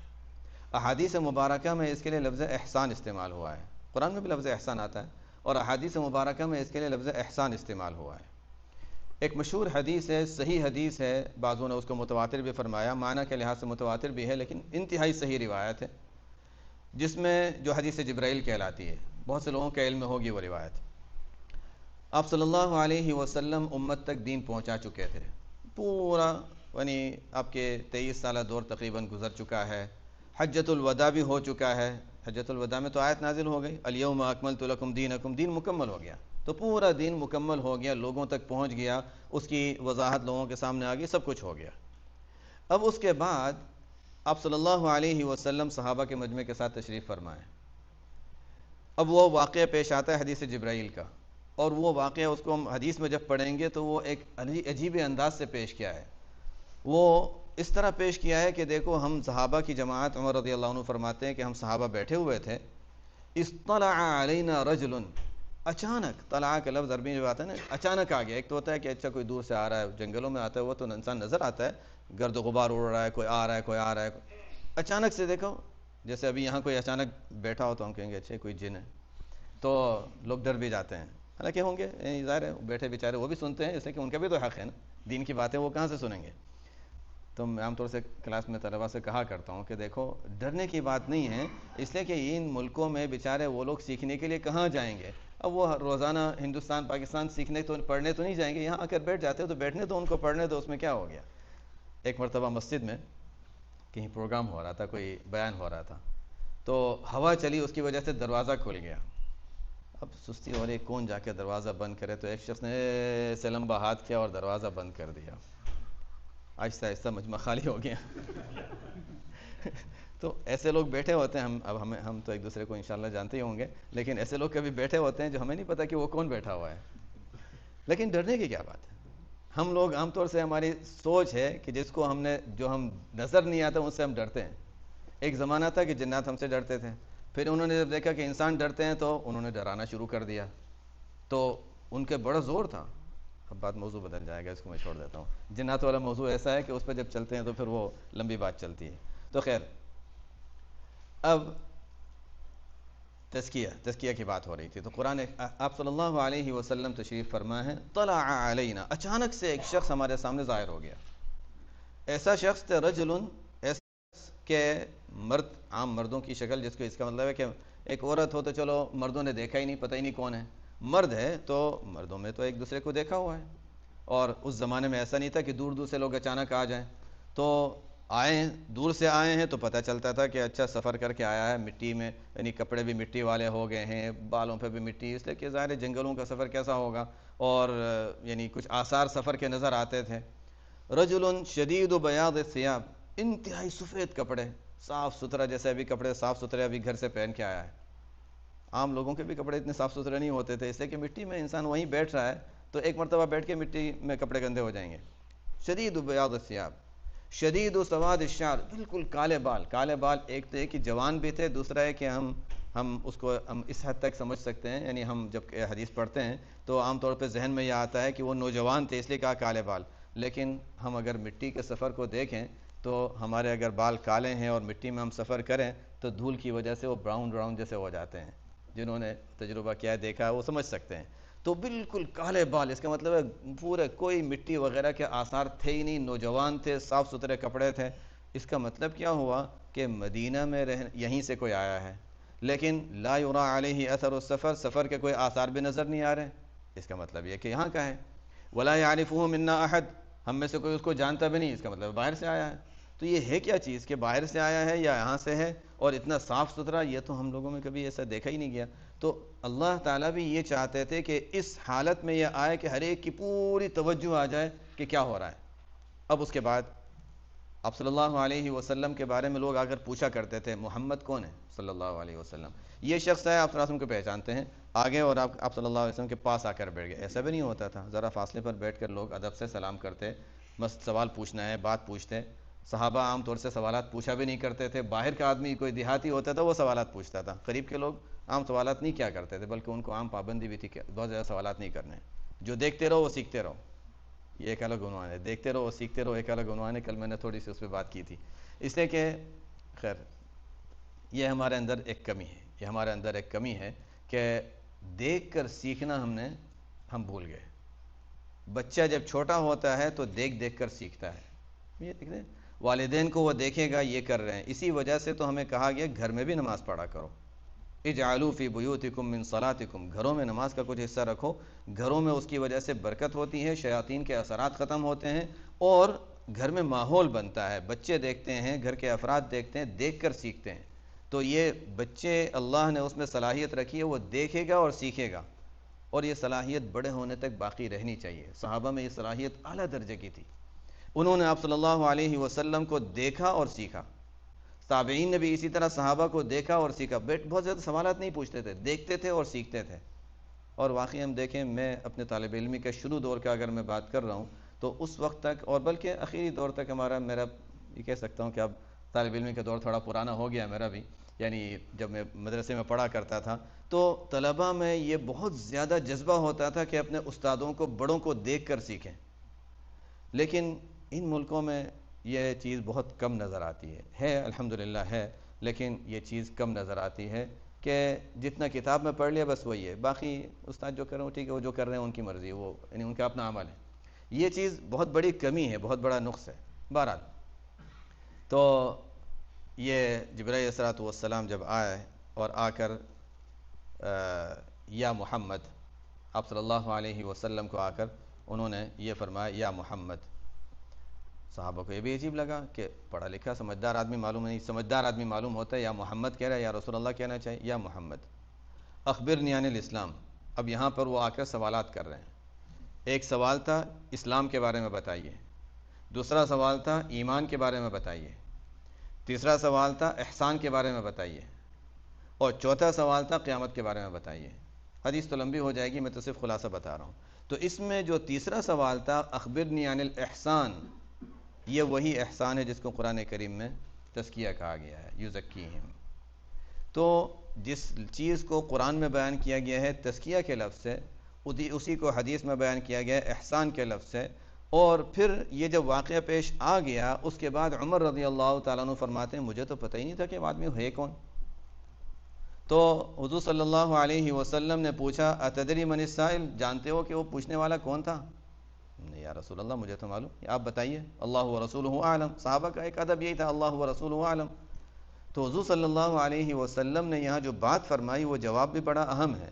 فرمایا انہ جبریل، اتنی بات ختم نہیں فرما دی، انہ جبریل اتاکم یعلمکم دینکم. یہ بڑا اہم حصہ ہے حدیث کا. یہ جبریل تھے جو تمہارے پاس آئے تھے تمہیں تمہارا دین سکھانے کے لیے. یہ بتایا کہ دین اسلام جو ہے اس کے بنیادی جو چیزیں ہیں یہ 3-4 چیزیں ہیں. ایمان، جس کا تعلق عقیدے سے ہے، دل سے ماننے کی چیزیں ہیں نا، اللہ ایک ہے، اللہ کی وحدانیت، رسول، کتابیں وغیرہ، وہ سب چیزیں. عقیدے سے جس کا تعلق ہے، جو دل سے ماننے والی باتیں ہیں. دوسری چیز ہے اسلام، جس کا تعلق ظاہری عمل سے ہے. ظاہری اعمال، جب ایمان اسلام دو لفظ ایک ساتھ استعمال ہوتے ہیں تو اسلام کے معنی ہوتے ہیں ظاہری اعمال. ہم نماز پڑھتے ہیں، زکوٰۃ دیتے ہیں، روزے رکھتے ہیں، جو بھی ظاہری اعمال جو ہم کرتے ہیں اس کا تعلق اسلام، یہ اسلام کہلاتا ہے. اگرچہ ہم ایمان اور اسلام دونوں ایک دوسرے کی جگہ لفظ استعمال کرتے ہیں اور ہوتا بھی ہے، لیکن جب دو لفظ ساتھ ہوں تو اس کا مطلب یہ کہ اچھا ایمان کے معنی یہ ہیں اور اسلام کے معنی یہ ہیں. اور تیسرا سوال تھا احسان. احسان وہی تزکیہ. قیامت کا علم تو ضروری ہے، ایک مسلمان ہونے کی حیثیت سے وہ تو ایمان کے اندر آ ہی جاتا ہے، لیکن اس کی اہمیت اتنی زیادہ ہے کہ اس کی وجہ سے قیامت کے بارے میں بھی سوال کیا گیا. تو 3 بنیادی ارکان ہیں جو اس حدیث میں بیان کیے گئے، ایمان ہے، اسلام ہے اور احسان ہے. اور پھر آپ صلی اللہ علیہ وسلم نے اس پر مہر لگا دی کہ اتاکم یعلمکم دینکم، یہ دین سکھانے آئے تھے. اور ہم زمانہ دیکھیں اس کا یہ کون سا زمانہ ہے جب پورا دین مکمل ہو چکا ہے، الیوم اکملت لکم دینکم کی آیت نازل ہو چکی ہے، اس کے بعد کہا جا رہا ہے کہ اتاکم یعلمکم دینکم. اس کا مطلب ہے پورے دین کا نچوڑ اور خلاصہ سکھانے کے لیے جبرائیل علیہ الصلوۃ والسلام آئے تھے اور انہوں نے سوالات کیے تھے. پتہ چلتا ہے کہ یہ دین اسلام میں ان 3 چیزوں کی کتنی زیادہ اہمیت ہے. کون سے 3 چیزیں ہو گئے؟ عقائد ہو گئے، ظاہری اعمال ہو گئے، اور پھر تزکیہ اور احسان ہو گیا. اب ہم تھوڑا آگے چلتے ہیں. اب صلی اللہ علیہ وسلم کے دور کے بعد صحابہ کا دور آیا، تابعین کا دور آیا. اب اس کے بعد ہوا ہے کہ آہستہ آہستہ علوم جو تھے وہ آگے اس کو تفصیل کے ساتھ اور وضاحت کے ساتھ الگ الگ بیان کیا گیا. تو آگے پھر اچھا علم تفسیر آیا، علم حدیث آیا. شروع میں تو اتنا ہی تھا. اس کے بعد پھر ضرورت پیش آئی کہ علم حدیث میں اتنی ساری چیزیں ہیں. اس سے کہ علم حدیث میں ایک ہوتا ہے اس کے الفاظ کے معنی، ایک ہوتا ہے اس میں جو اس کے جو نقل کرنے والے جو محدثین ہیں ان کے حالات بیان کرنا، وہ راوی معتبر ہے یا نہیں ہے، تو اس کو فن اسماء الرجال کا نام دیا گیا. الگ الگ اس میں بھی بہت حدیث کے بھی شعبے اور الگ الگ اس کے الگ الگ حصے بنے. تو علوم آگے جا کر تقسیم ہوئے، اور پہلے زمانے میں ایک شخص جو مکمل دیندار اور دین کے تمام پہلوؤں کو سمجھنے والا اگر کہلاتا تھا تو اس کے لیے ایک لفظ استعمال کرتے تھے، فقیہ. فقیہ واحد اشد علی الشیطان من الف عابد. فقیہ کا لفظ، دین کی مکمل سمجھ رکھنے والا. لیکن بعد میں پھر یہ تقسیم ہو گیا کہ اچھا یہ فقہ میں بھی تو الگ الگ حصے ہوتے ہیں، تو اس کے بعد اس کو تقسیم کیا گیا کہ دیکھو ایک ہوتا ہے انسان کے وہی عقیدے سے تعلق رکھنے والی چیز، اس کو عقائد میں الگ بیان کیا گیا۔ تو اب عقیدے سے زیادہ بحث اور تعلق رکھنے والے شخص کو ہم فقیہ نہیں کہتے، بعد میں اس کو جنہوں نے کتابیں پڑھی ہیں کہ اس کو یعنی متکلم وغیرہ کے الفاظ سے کہ اس کے لیے سے کہ یہ علم کلام کہلاتا تھا بعد میں۔ تو بہرحال یہ سب نام ہیں، یہ نام ہیں، اس کو عقائد کہہ لیں، اس کو علم الکلام کہہ لیں، یہ جو بھی نام دے دیں یہ نام ہے، لیکن اس کا اصل جو ہے قرآن و حدیث میں اس کے لیے لفظ ایمان استعمال ہوا ہے۔ پھر اس کے بعد ظاہری اعمال، نماز ہے، روزہ ہے، زکوٰۃ ہے، حج ہے وغیرہ، ان سب کے جو ظاہری اعمال ہیں ان تمام کے لیے جو عنوان استعمال کیا گیا ظاہری اعمال کے لیے وہ لفظ فقہ استعمال کیا گیا۔ اب فقہ کی کتابیں اگر ہم اٹھا کر دیکھیں گے تو اس میں ہمیں یہی ملے گا جو ظاہری کرنے کے اعمال ہیں۔ ہم نے یہاں تک اس کو روک دیا، حالانکہ ایک اور چیز باقی ہے، الاحسان والی چیز۔ اس کے بعد ہوا یہ کہ اچھا یہ جو دوسرے اعمال جس کا تعلق نظر نہ آنے والی چیزوں سے ہے، جو دل کے اعمال ہیں، حالانکہ قرآن میں حدیث میں بہت اس کی تاکید آئی، جگہ جگہ آئی، لیکن چونکہ وہ نظر نہیں آتے تو انسان سمجھتا ہے مجھے تو حاصل ہے، مجھے آتا ہے وہ۔ لیکن وہ ایک مستقل چیز ہے، جس طرح ہم عقائد کو سیکھتے ہیں، مانتے ہیں، اسی طرح فقہ کو ہم سیکھتے ہیں، اس کے مطابق عمل کرتے ہیں، اسی طرح احسان کو بھی سیکھنا، سمجھنا اور اس کے مطابق عمل کرنا، اس کے تقاضوں پر عمل کرنا، یہ بھی ایک مسلمان ہونے کی حیثیت سے ہماری ذمہ داری ہے۔ اب یہ کیا ہے؟ اسی کو بعد میں اس کا نام رکھا گیا تصوف۔ عام طور پر یہ لفظ تصوف جو ہے نا یہ بہت بدنام ہوا بعد میں، اس کی وجہ ہے بدنام ہوا۔ تو اب عموماً ہوتا یہ ہے کہ لوگ لفظ تصوف سے تھوڑا سا نہیں تصوف یعنی کوئی بدعت والی چیز معلوم ہوتی ہے۔ ہاں یعنی میں ان کو 100% غلط بھی نہیں کہتا ہوں، 100% غلط نہیں کہتا ہوں، اس لیے کہ تصوف کا لفظ استعمال کر کے لوگوں نے بہت سی غلط چیزیں دین میں شامل کی ہیں، یہ بات بھی صحیح ہے۔ تو اب ہمیں یہ دیکھنا ہے کہ تصوف میں جس کو ہم نے قرآن میں کہا تزکیہ، احادیث میں کہا احسان، بعد میں اس کا نام پڑا تصوف، اس کی بھی وجوہات ہیں۔ میں چونکہ اب وقت پہ ہمارا ایسا لگ رہا ہے کہ وقت بہت تیزی سے جا رہا ہے، مجھے تو ایسا لگ رہا ہے، آپ حضرات کو لگ رہا ہوگا کہ پتہ نہیں بیان لمبا ہو رہا ہے، لیکن بہرحال یعنی ایسا لگ رہا ہے کہ ٹائم ختم ہو رہا ہے، ابھی میری بات شروع ہو رہی ہے۔ بہرحال اب ہوا یہ کہ اب یہ بعد میں اس کا نام تصوف پڑا، کیوں پڑا وہ ایک الگ بحث ہے، اس بحث میں ہم نہیں جاتے، لیکن اب ہوا یہ کہ تصوف کا لفظ استعمال کر کے لوگوں نے بہت سی غلط چیزوں کو دین میں شامل کرنا شروع کر دیا۔ ڈانس کر رہے ہیں، میوزک ہے، قوالیاں ہیں، اور کہہ رہے ہیں یہ دین کا حصہ ہے۔ اب ظاہر ہے جو بیچارے متشرع لوگ تھے، شریعت کو جاننے والے لوگ تو نہیں تو حرام ہے۔ اب اچھا یہ کون کر رہا ہے؟ یہ صوفیہ کر رہے ہیں، تصوف غلط ہے، انہوں نے کہا تصوف غلط ہے، ظاہر ہے وجہ ہے اس کی۔ تو بہرحال اب یہ ہم دیکھیں کہ تصوف میں اصل کے لحاظ سے کیا سکھایا جاتا ہے۔ تصوف کہہ لیں، اگر کسی کو نام اچھا نہیں لگتا تو ٹھیک ہے، تزکیہ اور احسان کہہ دیں اس کو، لیکن ہے بہرحال ایک ہی چیز ہے، ایک ہی چیز، اور یہ ایسی چیز ہے جس کا اسلام میں ہمیں حکم دیا گیا ہے اور کرنا ہے۔ ہاں کچھ حصہ فرض ہے، کچھ حصہ مستحب ہے۔ اب مثلا کسی حدیث کی کتاب کو ہم اٹھا کر دیکھ لیں، شروع میں عام طور پہ حدیث لاتے ہیں، کون سی لاتے ہیں؟ انما الاعمال بالنیات۔ ابھی میں نے آیت پڑھی قرآن کریم میں، نماز ہم پڑھ لیتے ہیں، الذین هم فی صلاتہم خاشعون، خشوع کا جب لفظ آتا ہے اس کا تعلق وہ دل کی بات سے ہے، وہی تصوف میں اس کو بیان کیا جائے گا۔ اب چونکہ ہم نے تصوف کے بارے میں پڑھا ہی نہیں اور تو ہمیں پتہ بھی نہیں کہ خشوع ہے کیا اور کیسے حاصل کرنا ہے، اسے کہ ہم نے اس طرح کی کتابوں کا مطالعہ نہیں کیا، یا ہم نے کسی سے سنا بھی نہیں کہ وہ کیا چیز ہے، تو ہم سمجھتے ہیں خشوع یعنی پورا دھیان ہم کے ساتھ نماز ہو اور وہ ہوتا نہیں، اس کا مطلب ہے کہ ہم وہ نہیں کر سکتے۔ ٹھیک ہے، ظاہری مفہوم اسی کے قریب ہے، لیکن یہی ہے کہ اب قرآن کریم میں یہ بھی کہا گیا کہ دیکھو، جس کے اندر حدیث میں بھی کہا گیا لا يدخل الجنت من كان في قلبه مثقال ذرة من حبة من کبر، او کما قال صلی اللہ علیہ وسلم، کہ غلطی نہ ہو، کہ جنت میں داخل نہیں ہوگا وہ شخص جس کے دل میں ذرہ برابر بھی کبر ہوگا۔ اب وہ کبر کیا ہے؟ ظاہری اعمال میں تو کوئی نظر آنے والی چیز نہیں ہے، وہ تو اندر ہے، دل کے اندر۔ ہمیں کہا گیا کہ فمن كان يرجو لقاء ربه فليعمل عملا صالحا ولا يشرك بعبادة ربه احدا، جس کو من كان يرجو لقاء ربه، اللہ کے سامنے حاضری کا اگر کسی کو خوف ہے یا عقیدہ ہے، جیسے کہ لفظ رجا بھی دونوں معنی میں آتا ہے، اگر کوئی یہ مانتا ہے کہ اللہ کے سامنے حاضر ہونا ہے، جواب دینا ہے، تو فلیعمل عملا صالحا، نیک اعمال کرے، وہ تو ہم کر رہے ہیں فقہ پر عمل کرتے ہوئے، لیکن ولا یشرک بعبادت ربہ احدا، احادیث میں اس کی تشریح کی گئی ہے کہ دکھانے کے لیے نہ کرے، یہ دکھانے کا تعلق دل سے ہے۔ تو قرآن میں حدیث میں اگر ہم دیکھیں تو دل کے اعمال بھی کرنے نہ کرنے دونوں اعتبار سے بیان کیے گئے ہیں. وَذَرُوا ظَاهِرَ الْإِثْمِ وَبَاطِنَهُ, ظاہری گناہوں کو بھی چھوڑو, باطنی گناہوں کو بھی چھوڑو. قرآن نے خاص طور پہ وَبَاطِنَهُ یعنی کہ گناہوں کو چھوڑ دو, ظاہری گناہوں کو چھوڑو, باطنی گناہ, کبر ہے, حسد ہے, بغض ہے, کینہ ہے, عداوت ہے, دنیا کی محبت ہے. پوری سورہ کہف جو ہے وہ اسی دنیا کی محبت کی, اگر پوری سورہ کہف کو ہم سمجھیں تو دنیا کی محبت نکالنے کی بات کر رہی ہے سورہ کہف. اصل کیا اعتبار سے عنوان بدل جائے گا, لیکن ایک ضروری بات ہے, جملہ معترضہ, کہ فتنوں میں سب سے بڑی چیز فتنۃ امتی المال, آپ صلی اللہ علیہ وسلم نے فرمایا. حب الدنیا رأس کل خطیہ, یہ سب دل سے تعلق رکھنے والی چیزیں ہیں. تو دنیا کی محبت ایسی چیز ہے کہ اگر وہ انسان کے اندر ہے اور رہ گئی تو انسان کسی بھی فتنے میں مبتلا ہو سکتا ہے.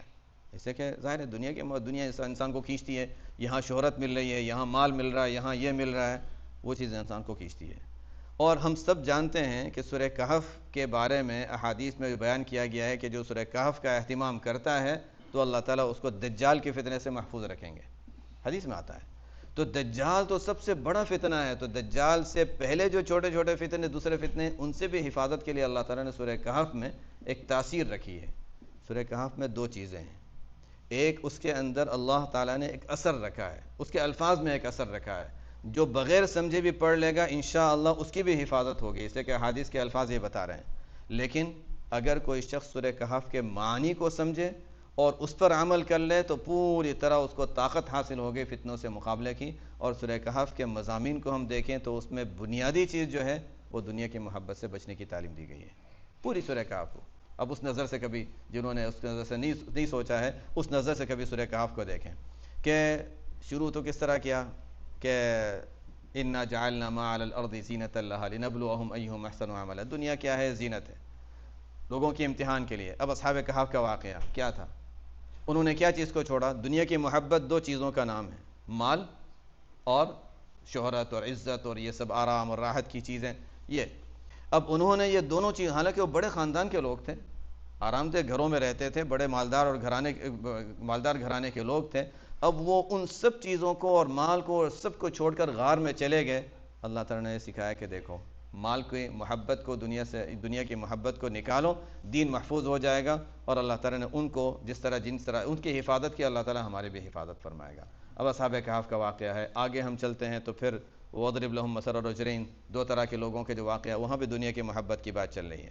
اور یہی ہوتا ہے نا کہ کوئی نئی چیز آ گئی دوسرے کو دکھانی ہے, بچوں میں بچوں کی طرح ہوتا ہے, بڑوں میں بڑوں کی طرح ہوتا ہے. اور یہی چیز ہے, اب میں نے ایک چیز لی اور مجھے ایک چیز پسند ہے, اپنے لے لی, اب میں دوسروں کو جب تک نہیں بتاؤں گا مجھے مزہ نہیں آئے گا. میں نے دوسروں کو بتایا تو اس کو بھی دل چاہے کہ اچھا مجھے بھی لینا چاہیے. مردوں کے اعتبار سے ہوتا ہے, عورتوں کے لحاظ سے یہ چیز ہوتی ہے, اور ظاہر شوق بڑھتا ہے پھر. اور اس چیز کو منع کیا گیا ہے. اپنے شوق پورا کرنے کے لیے آپ کر رہے ہیں, اپنے لیے کریں, لیکن دوسروں کو ایسا انداز اختیار نہ کریں کہ دوسروں کو بھی شوق پیدا ہو کہ میں بھی لے لوں. بہرحال وَاضْرِبْ لَهُم مَثَلَ الرَّجُلَيْنِ والی بات آ گئی. اس کے بعد پھر کون سا واقعہ بیان کیا گیا؟ ابلیس والا. وَحُبِّ جَا, ابلیس سے کہا گیا اسجدوا لآدم, فرشتوں سے کہا گیا اسجدوا لآدم, فرشتوں نے کر لیا. ابلیس نے کہا نہیں میں اس سے بہتر ہوں, میں کیوں سجدہ کروں؟ بھائی دنیا کی شہرت کی محبت, عزت کی محبت. بہرحال میں اس میں اصل نہیں جانا چاہ رہا تھا, لیکن یہی ہے کہ سورہ کہف ہمیں بنیادی طور پر یہی سکھاتی ہے کہ دنیا کی محبت کو نکالو تو فتنوں سے حفاظت ہوگی. دنیا کی محبت اگر ہوگی تو فتنوں کا بڑا خطرہ رہے گا. بہرحال تو یہ سب چیزیں بھی وہ ہیں جو ہمیں قرآن میں بتائی گئی ہیں. اب یہ سب چیزوں کا علم ہمیں کہاں سے حاصل ہوگا؟ علم تصوف میں ملے گا. تو علم تصوف میں یہی تصوف کہہ لیں, جیسے میں نے کہا کہ جن کے لیے لفظ نیا ہے وہ سوچیں کہ تصوف کیوں استعمال. بہرحال یہ لفظ بعد میں تصوف پڑ گیا. ایسے ہی جیسے ہم کہیں بخاری کی حدیث, اب آپ صلی اللہ علیہ وسلم کے دور میں بخاری کا لفظ ہی نہیں تھا, آپ صلی اللہ علیہ وسلم کے دور میں یہ لفظ تھا ہی نہیں کہ اس کو استعمال کرے بخاری کی حدیث ہے, مسلم کی حدیث. لیکن ہم آسانی کے لیے جس طرح وہ لفظ استعمال کرتے ہیں بعد میں یہ لفظ بنائیں, یا ظاہری اعمال کے لیے لفظ فقہ استعمال کرتے ہیں, اسی طرح ہم یعنی تزکیہ اور احسان کے لیے لفظ تصوف استعمال کر لیتے ہیں. کوئی لوگ لفظ استعمال کرے یا نہ کرے, بہرحال مقصد نام نہیں ہے, مقصد یہ کہ اس کے پیچھے اس کی حقیقت کیا ہے.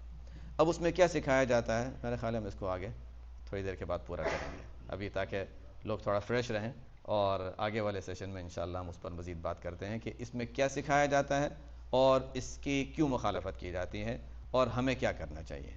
یہاں تک انشاءاللہ ابھی فی الحال اتنے ہی رکھتے ہیں. میں نے شاید بات تھوڑی لمبی کر دی، لیکن آپ حضرات کا شوق دیکھتے ہوئے میرا خیال ہے کہ میری بھی زبان زیادہ چلنے لگ گئی. اللہ تعالیٰ ہمارے اس حاضری کو قبول کرے اور باعث خیر و برکت بنائے. اس یہاں تک اگر کسی کو کوئی بات اہم پوچھنی ہو تو 5-10 منٹ ہم. یہ احسان کا کچھ لوگوں نے ڈیفائن کیا کہ بھئی اللہ تعالیٰ کی ایسی عبادت کی جائے جیسے آپ اس کو دیکھ رہے ہیں. جی. یا اگر دیکھ نہیں رہے، اگر آپ وہ نہیں کر سکتے تو ایٹ لیسٹ اللہ تعالیٰ آپ کو دیکھ رہے ہیں. جی. یہ صحیح ہے؟ ہاں، وہ حدیث میں ہی ہے کہ چونکہ احسان کا لفظ جب آپ صلی اللہ علیہ وسلم نے استعمال فرمایا تو اخبرنی عن الاحسان جب جبرائیل صلی اللہ علیہ وسلم نے پوچھا تو اس کے جواب میں آپ صلی اللہ علیہ وسلم نے یہ فرمایا تھا کہ احسان یہ ہے کہ جب عبادت کریں. ہم تو سے عبادت کا لفظ جب سنتے ہیں تو نماز ہمارے ذہن میں آتا ہے. ہر عبادت اور یہ خاص طور پہ مجھے بتانا بہت مجھے اس کی اہمیت ہوتی ہے کہ میں اس کو بتاتا رہوں کہ عبادت کا مفہوم بہت عام ہے. لوگوں کے ساتھ اچھے اخلاق سے پیش آنا یہ بھی عبادت ہے. ہم جس کو بسی مرتبہ بھول جاتے ہیں کہ عبادت کو ہم نے مسجد تک رکھ دیا ہے. نہیں، لوگوں کے ساتھ، پڑوسیوں کے ساتھ اچھے اخلاق، گھر میں اپنے گھر والوں کے ساتھ، بچوں کے ساتھ، یہ سب چیزیں وہاں پر ان کا خیال رکھنا.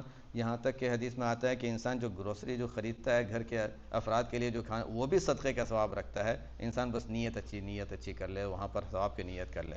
تو بہرحال ہر عبادت میں یہ دھیان ہو کہ ان تعبد اللہ کانک تراہ، گویا کہ ہم اللہ کو دیکھ رہے ہیں. اب کسی کو صفائی کے لیے ہم رکھیں مسجد میں، اور مثال کے طور پر دے رہا ہوں، اور بیچارہ وہ کوئی عام آدمی ہے، اس کو کہہ دیا جا کے صفائی کر لو، وہ آتے صفائی کر لیتا ہے.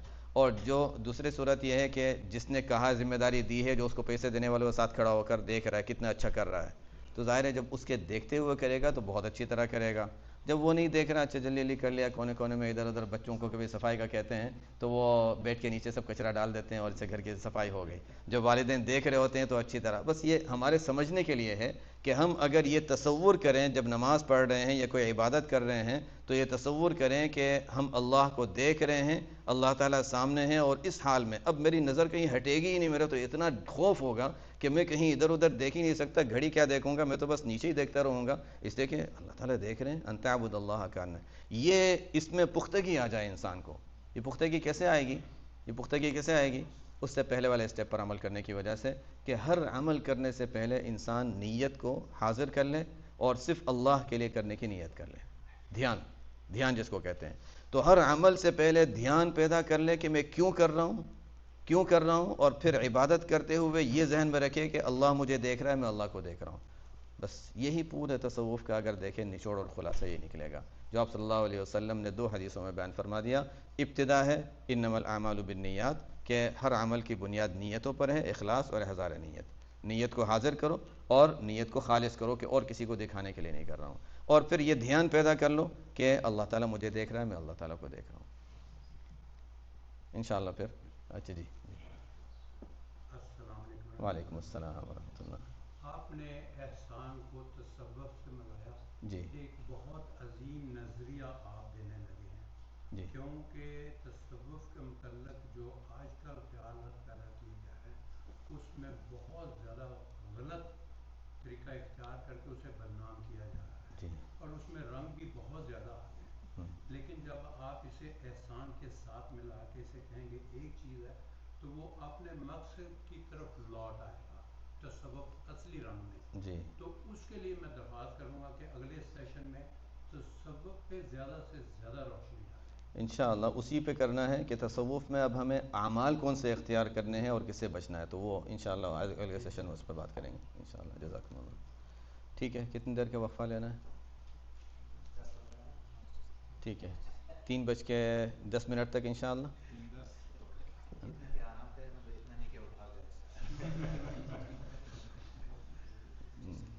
ٹھیک ہے انشاءاللہ. سبحانک اللہم و بحمدک، اشہد ان لا الہ الا انت، استغفرک و اتوب الیک. رب العالمین والصلاة والسلام على اشرف الانبیاء والمرسلین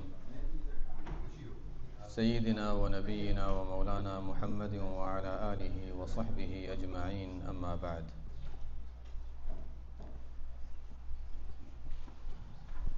بات چل رہی تھی ہماری کہ یہ تزکیہ، احسان، تصوف ایک ہی چیز ہے. اب سوال یہ ہے کہ اگر یہ ایک ہی چیز ہے تو اس میں یہ مختلف چیزیں کہاں سے آ گئیں؟ بس ایک سوال جواب کے انداز سے ہم آگے چلتے ہیں تاکہ اب زیادہ بیان کی بجائے زیادہ ایک جیسے درس کا انداز اختیار کر لیتے ہیں. اچھا آواز تھوڑی تیز لگ رہی ہے میرے خیال سے، یا میں نیچے رکھتا ہوں؟ ٹھیک ہے. تو اب سوال یہ ہے کہ اس میں کس طرح کے اعمال اور یہ جو مختلف چیزیں جو اس میں آ گئی ہیں وہ کہاں سے آئیں، کیا ہوا؟ یہ تو ہم سب جانتے ہیں کہ مسائل، ظاہری احکام، فقہ، اس میں بھی کتنی غلط چیزیں آئی ہیں. ابھی بھی ہم دیکھتے رہتے ہیں، ہر دن پتہ چلتا ہے کوئی نیا مسئلہ سامنے آ گیا، کوئی نئی چیز سامنے آ گئی. تو اس وجہ سے یہاں پر اب ہمیں یہ دیکھنا ہے کہ تصوف کی بنیادی تعلیم کیا ہے اور اس میں کس قسم کے اعمال ہیں. آسان لفظوں میں اب اس کو کر لے، بہت آسان لفظوں میں، تصوف میں یا تزکیہ یا احسان میں 3 طرح کی چیزیں ہیں، 3 طرح کے اعمال ہیں. جو بھی کہیں بھی مشائخ کے اعمال میں دیکھیں 3 طرح کی چیزیں ملیں گی. نمبر 1 وہ اعمال ہیں جو منصوص جس کو کہہ سکتے ہیں، جو قرآن یا حدیث میں جن کا تذکرہ ملتا ہے. مثلا افضل الذکر لا الہ الا اللہ، کہا جائے گا اچھا لا الہ الا اللہ پڑھ لیا کریں، فلانی تسبیح پڑھ لیا کریں، تیسرا کلمہ پڑھ لیں، استغفار پڑھ لیں، درود شریف پڑھ لیں، تہجد کا اہتمام کر لیں، اشراق پڑھ لیں، اوابین پڑھ لیں. جو بھی جن چیزوں کا تعلق ایک اسلاف سے ہمیشہ سے ایک چیز رہی ہے، احادیث میں جن کا تذکرہ ملتا ہے، وہ اعمال ہیں. ظاہر ہے یہاں پر تو کوئی اشکال کی بات نہیں، ویسے بھی انسان کو کرنا ہے، ویسے بھی انسان کرتا ہے اور کرنا چاہیے. دوسرے اعمال یہ تو وہ ہیں جو عام اعمال مسنونہ ہم کہہ سکتے ہیں. دوسرے وہ اعمال ہیں جو شریعت کے خلاف ہیں. صحیح بات ہے، تصوف میں بعض ایسے اعمال کو تصوف کے نام سے، حالانکہ وہ تصوف سے کوئی تعلق نہیں، تصوف کے نام سے ایسے اعمال داخل کیے گئے ہیں جو اصل کے لحاظ سے اسلام کے خلاف ہیں. جس کا میں نے مثال دی تھی، میوزک ہے. ہمارے ملکوں میں چلے جائیں، قبروں کے پاس لوگ بیٹھے ہوتے ہیں، میوزک بجا رہے ہیں، باجے بجا رہے ہیں. جو چیز خلاف شرع ہے وہ خلاف شرع ہے. اس میں چاہے وہ کوئی فقہ کا نام استعمال کرے یا تصوف کا نام استعمال کرے یا اسلام، یا جو بھی نام استعمال کرے، جو چیز غلط ہے وہ غلط ہے، وہ اسلام میں نہیں آئے گی. اس کی وجہ سے، لیکن اس کی وجہ سے اگر کوئی تصوف کہتے ہیں تصوف میں یہ چیز بتائی جاتی ہے تو تصوف برا نہیں ہے، وہ عمل برا ہے.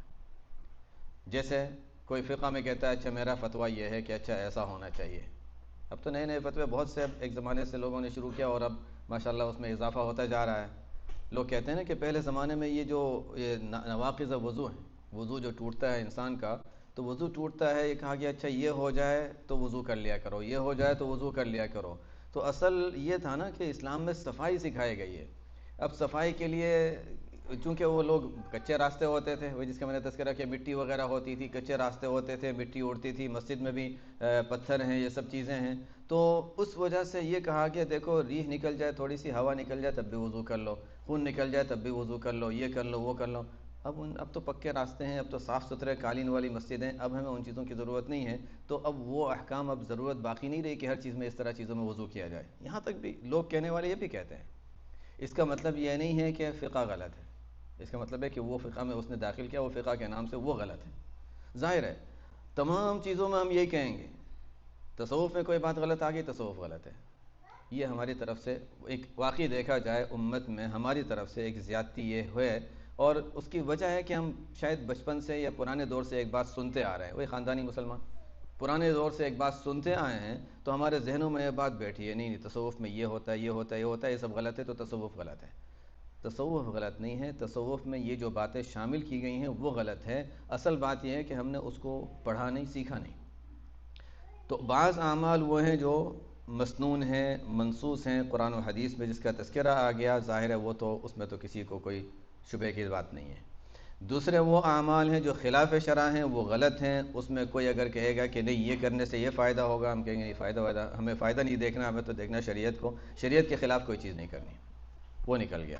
تیسری قسم، یہاں تک تو بات بالکل واضح ہے. تیسری قسم جو ہے اس کو تھوڑا سا سمجھنا ہے. تیسری قسم وہ اعمال ہیں جس کو اسلام میں کوئی اس کی حرمت بھی نہیں ہے، لیکن وہ سنت بھی نہیں ہے، سنت اعمال نہیں ہے. اور کتابوں میں لکھا ہوا ہے کہ اس کو سنت سمجھ کر نہیں کیا جاتا، تو پھر کیوں کرتے ہیں؟ وہ علاج کے طور پر کیے جاتے ہیں. یہ بات ضروری ہے کہ اس کو سنت سمجھ کر، اسے کہ سنت نہیں ہے تو سنت سمجھ کر نہ کیا جائے. وہ علاج ہے، تجربے سے ثابت ہے کہ اس طرح کرنے سے یہ فائدہ ہوتا ہے، تو اس کو علاج کے طور پر اختیار کیا جاتا ہے. کوئی کہے گا وہ کیسے؟ جیسے جسمانی بیماریوں کے لیے بھی طرح طرح کے تجربات ہوتے ہیں کہ دیکھو یہ دوائی لینے سے یہ فائدہ ہوتا ہے، یہ کریں گے تو یہ ہوتا ہے. حکیمی دوائیاں ہیں، ہومیوپیتھک دوائیاں ہیں، طرح طرح کے علاج ہوتے ہیں. تو اصل یہ ہے کہ جسم کی بیماری چونکہ ہمیں تکلیف محسوس ہوتی ہے، نظر آتی ہے، تو اس کے علاج کی ہمیں فکر ہوتی ہے. روح کی بیماریاں چونکہ نظر نہیں آتی، اس کا ہمیں احساس نہیں ہے. جیسے حدیث میں آتا ہے کہ ذاق طعم الایمان ثلاث من کن فیہ وجد بہن حلاوت الایمان. ہمیں پتہ ہی نہیں حلاوت ایمان ہے کیا. فرمایا کہ آپ صلی اللہ علیہ وسلم نے فرمایا 3 باتیں جس میں ہوں گی وہ ایمان کی حلاوت پا لے گا. اس کا مطلب ہے کہ کوئی چیز ہے جس کو بیان کیا گیا ہے، حلاوت الایمان. کوئی چیز ہے ذاق طعم الایمان، ایمان کا ذائقہ چکھ لے گا. لیکن ہم صرف ظاہری عمل کر لیا، فارغ ہو گئے، سلام پھیرا ہو گئے. تو وہ چیز جو حقیقت ہے اس کو ہم نہیں پا رہے. یہی تو وجہ ہے کہ امام غزالی رحمۃ اللہ علیہ اپنے وقت کے اتنے بڑے فقیہ، محدث، اپنے وقت کے مفسر، سب کچھ تھے، وہ فلسفی، سب کچھ تھے وہ. اور اس زمانے کا ان کے پاس جو عہدہ تھا، جو منصب تھا، تاریخ اگر پڑھیں، جو منصب تھا وہ تھا کہ اس زمانے کا جو حاکم وقت تھا، جو خلیفہ تھا، وہ بھی ان کے مسائل میں ان سے بات مان کر پھر چلے گا. وہ قاضی القضات کا ان کا عہدہ، اور بڑا عہدہ تھا ان کا. سب سے بڑا جو جامعہ ہوا کرتا تھا، مدرسہ، اس کے وہ سب سے بڑے استاد تھے. بہت اونچا مقام تھا. لیکن احساس یہ تھا کہ یہ ظاہر ہم کر رہے ہیں، اس کے پیچھے جو حقیقت، روحانیت، جو دھیان اور اخلاص اور خشوع، یہ چیزیں نہیں مل رہی ہیں. ان کو ایک کمی کا احساس ہو رہا تھا، سب کچھ ہونے کے باوجود. لیکن جب یہ سوچتے تھے کہ مجھے وہ چیز حاصل کرنی ہے، تو خیال یہ ہوتا تھا کہ میں اس کا کیا کروں گا، یہ تو میرے ذمہ، پڑھانا، یہ سب کرنا، درس، یہ سب اتنے ساری ذمہ داریاں، میں ان کو کیسے چھوڑوں. تو وہ مؤخر کرتے رہے، لیکن وہ اندر کی جو چیز تھی وہ بڑھتی رہی. صبر نہیں ہو سکا کہ نہیں کسی طریقے سے مجھے وہ چیز حاصل کرنی ہے.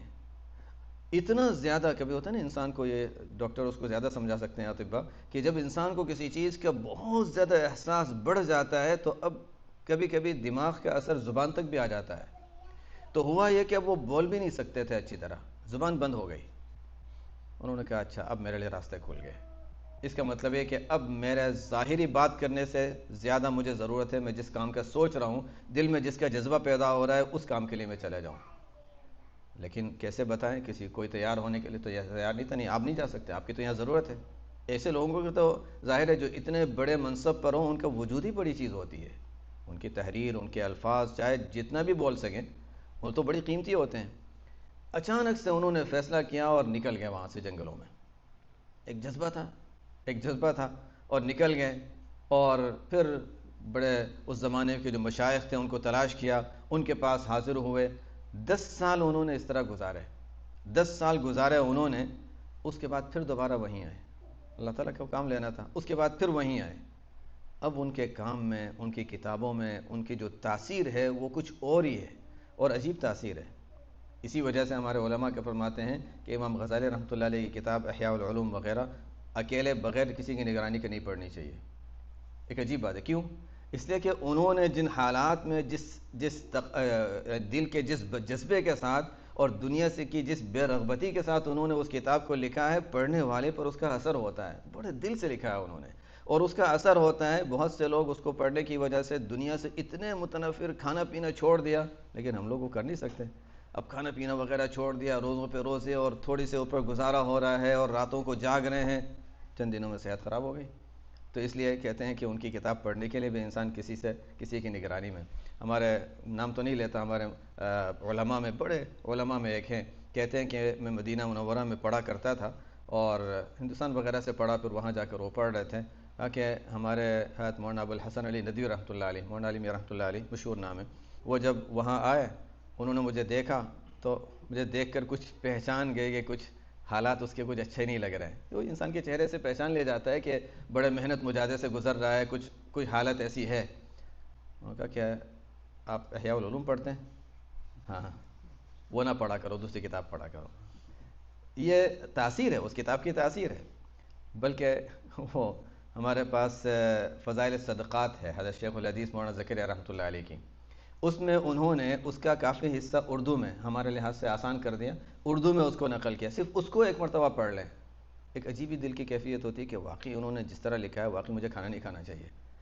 لیکن پھر ظاہر ہے ہم اس کا اگر واقعی اس پر عمل کر لیا تو ہماری صحت پر اثر پڑتا ہے.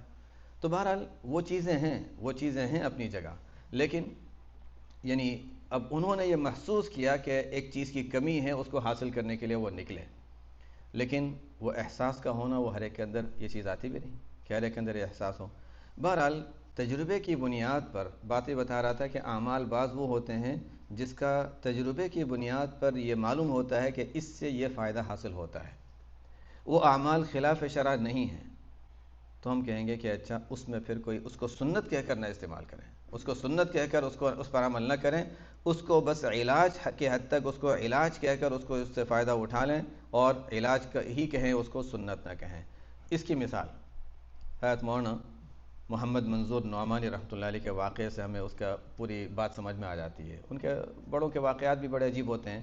مولانا محمد منظور نعمانی رحمۃ اللہ علیہ اپنے وقت کے بڑے یعنی اللہ تعالیٰ نے ان کو صاحب تصنیف اور صاحب کمال بنایا تھا. تو انہوں نے فرمایا کہ میں بھی مدارس میں پڑھا تھا، علم دین حاصل کیا تھا اور بڑے جید علماء میں شمار ہوتے تھے، بڑے اللہ تعالیٰ نے ان کو بڑی صلاحیتیں دی تھیں. فرماتے ہیں چونکہ مشاغل بہت زیادہ تھے تو دل چاہتا تھا کہ اب تھوڑا سا مشاغل سے نکل کر میں تھوڑا سا تنہائی میں یکسوئی میں کچھ عبادت کروں، تھوڑا سا چند دن کے لیے میں کہیں اس طرح چلے جاؤں عبادت کے لیے. اور یہ چیز سنت بھی ہے. آپ صلی اللہ علیہ وسلم کے بارے میں بہت سے لوگوں کا علم نہیں ہے کہ حضرت عائشہ رضی اللہ تعالیٰ عنہ سے کسی نے سوال کیا تھا عن البداوہ، تو آپ صلی اللہ علیہ وسلم کے بارے میں پوچھا کہ کیا تنہائی میں آپ صلی اللہ علیہ وسلم کبھی دیہاتوں وغیرہ جنگل میں جاتے تھے؟ میں ہاں جایا کرتے تھے. یہ یہاں اشارہ کر کے فرمائے جو اونچے پہاڑیاں چھوٹی چھوٹی نظر آ رہی ہیں یہاں جاتے تھے اور تنہائی میں کچھ وہاں کبھی کبھی وقت گزارا کرتے تھے. تو وہ بھی ہے تنہائی، اذا فرغت فانصب وإلی ربک فرغب، تنہائی میں خلوت جس کو کہتے ہیں. تو بہرحال غار حرا میں جو وقت ہوتا تھا وہ تو طویل مہینوں کا ہو جاتا تھا، کبھی یہاں پر بعد میں بھی ہوتا تھا. تو خیر اب حضرت مولانا منظور نعمانی رحمۃ اللہ علیہ نے لوگوں سے مشورہ کیا کہاں جانا چاہیے کیا ہے. لوگوں نے بتایا کہ دیکھو سب سے اچھی جگہ جو آبادی سے دور بالکل جنگلوں میں ایک طرف ایک بزرگ ہیں وہاں پر مولانا عبد القادر رائے پوری، وہاں چلے جاؤ. وہاں شہر کی کوئی بلکہ وہاں پکا روڈ بھی نہیں ہے تو بہت زیادہ گاڑیوں کا آنا جانا یا شہر کی آبادی کچھ بھی نہیں، تنہائی، وہاں سکون سے وقت گزار لو، کچھ وقت گزارنا چاہ رہے ہو. وہاں گئے. کہتے ہیں میں ان کے ساتھ بیٹھا تھا. حضرت مولانا عبد القادر رائے پوری رحمۃ اللہ علیہ پوری دنیا سے کوئی ایسا لگ رہا تھا کہ الگ ایک اپنی دنیا میں بیٹھے ہیں، لیکن پوری دنیا کی خبریں. یہ عجیب بات ہے. سوشل میڈیا کے زمانے میں میرے خود کی طبیعت نہیں چلتی خبروں میں، تمہیں زیادہ خبروں سے کسی سے پوچھ لیا اور کسی نے بتا دیا تو ٹھیک ہے.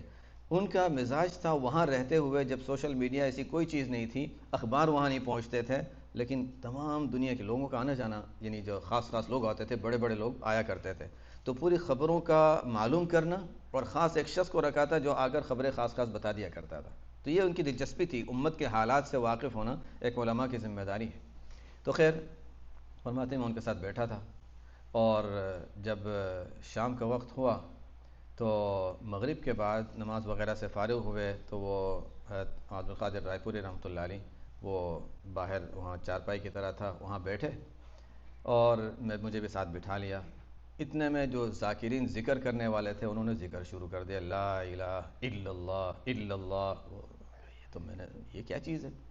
تو فرماتے ہیں میں نے حضرت عبد القادر رائے پوری رحمۃ اللہ علیہ سے پوچھا کہ یہ کیا ہم نے جتنا کتابوں میں جو پڑھا ہے جو سنا ہے وہی جو عام ایک ظاہر ہے ایک ذہن میں ایک سوال آئے گا تو ان کے ذہن میں وہی سوال، لیکن یہ لوگ بڑے صاف دل کے لوگ تھے، جو بات ہے وہ صاف کر لی اور پوچھ لی، اور جب پوچھی ہے تو اس نیت سے پوچھیے کہ سمجھنا ہے.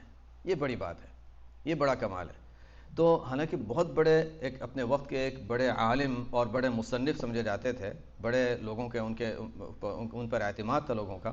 تو خیر انہوں فرماتے ہیں میں نے سوال کر لیا کہ حضرت میں نے جتنا پڑھا ہے، ہم نے جتنا سیکھا ہے کہ صحابہ نے اس طرح کا کوئی عمل نہیں کیا اور یہ چیز کوئی سنت سے ثابت نہیں ہے، تو یہ اس کا کیا مقصد ہے اور یہ کیوں کیا جاتا ہے؟ فرماتے ہیں کہ میں نے سوال تو یہ کیا، لیکن مولانا عبد القادر رائے پوری رحمۃ اللہ علیہ نے بالکل میری توقع کے خلاف جواب دیا، یہ فارغ لوگ بیٹھے ہیں، ان کو ذکر کرنے دو، ہم اپنے کام کی باتیں کرتے ہیں۔ یعنی کام کی باتیں پھر کیا، اچھا مسلمانوں کے حالات اور ان کے بارے میں کہا، انہوں نے کہا کہ میری دلچسپی کا عنوان تھا تو اس عنوان پہ بات شروع کی، تو بات چلتی رہی اور ہم بات کرتے رہے اس عنوان پہ۔ لیکن فرماتے ہیں دل میں تو ظاہر ہے، دل میں تو وہ سوال ذہن میں رہ گیا کہ اچھا میرے سوال کا مجھے جواب نہیں ملا، لیکن یہاں ہمارے سمجھنے کی ایک بات ہے کہ وہ یہ فرماتے ہیں کہ مجھے دل میں یہ خیال نہیں ہوا کہ ان کو میرے سوال کا جواب نہیں آتا اس وجہ سے نہیں دیا۔ یہ بڑی چیز ہے، یہ بڑی چیز ہے۔ یہ خیال نہیں ہوا کہ ان کے پاس میرے سوال کا جواب نہیں ہے اس وجہ سے جواب نہیں دیا، بلکہ دل میں خیال یہ آیا کہ شاید میں نے طالب صادق میں سچی طلب میرے اندر نہیں ہے سیکھنے کی، شاید میرے اندر وہ جذبہ پوری طرح نہیں ہوگا، اس وجہ سے مجھے جواب نہیں ملا ہے، مجھے طالب صادق نہیں سمجھا گیا ہے، یہ صحیح طالب علم جس کو کہیں وہ نہیں سمجھا گیا ہے۔ خیر وہ بات پوری ہو گئی، کہتے ہیں بعد میں تھوڑا سوچتا رہا، لیکن خیر دوسرا دن پھر میں ٹھہرا، وہی جس مقصد کے لیے گئے تھے وہ مقصد تو وہی تھا کہ تنہائی میں بیٹھ کر ذرا دنیا کی چیزوں سے الگ طرح کی عبادت میں تھوڑا سا وقت تنہائی میں گزرے۔ دوسرا دن آیا، شام کا وقت ہوا، پھر وہی حضرت کے ساتھ بیٹھا اور پھر وہی ذکر کا سلسلہ شروع ہوا، پھر میں نے وہی سوال، حضرت میں نے کل بھی سوال کیا تھا، پھر آج وہی سوال کر رہا ہوں کہ یہ ہم نے جتنا پڑھا ہے، جو کتابوں میں پڑھا ہے، جو صحابہ کے حالات میں پڑھا ہے، اس میں یہ چیز تو کہیں بھی پڑھی نہیں ہم نے۔ فارغ لوگ بیٹھے ہیں، ان کو اپنا ذکر کرنے دو، ہم اپنی بات کرتے ہیں۔ پھر عنوان بات کو ٹال دیا۔ فرماتے ہیں پھر میں سوچتا رہا کہ اچھا یہ کیا بات ہے، لیکن بہرحال اب حضرت کے ادب کے اور لگتے ہوئے اور دوسرے عنوان کا خیال رکھتے ہوئے اچھا اس پر ہم نے بات شروع کر دی۔ اب وہ بات چلتی رہی۔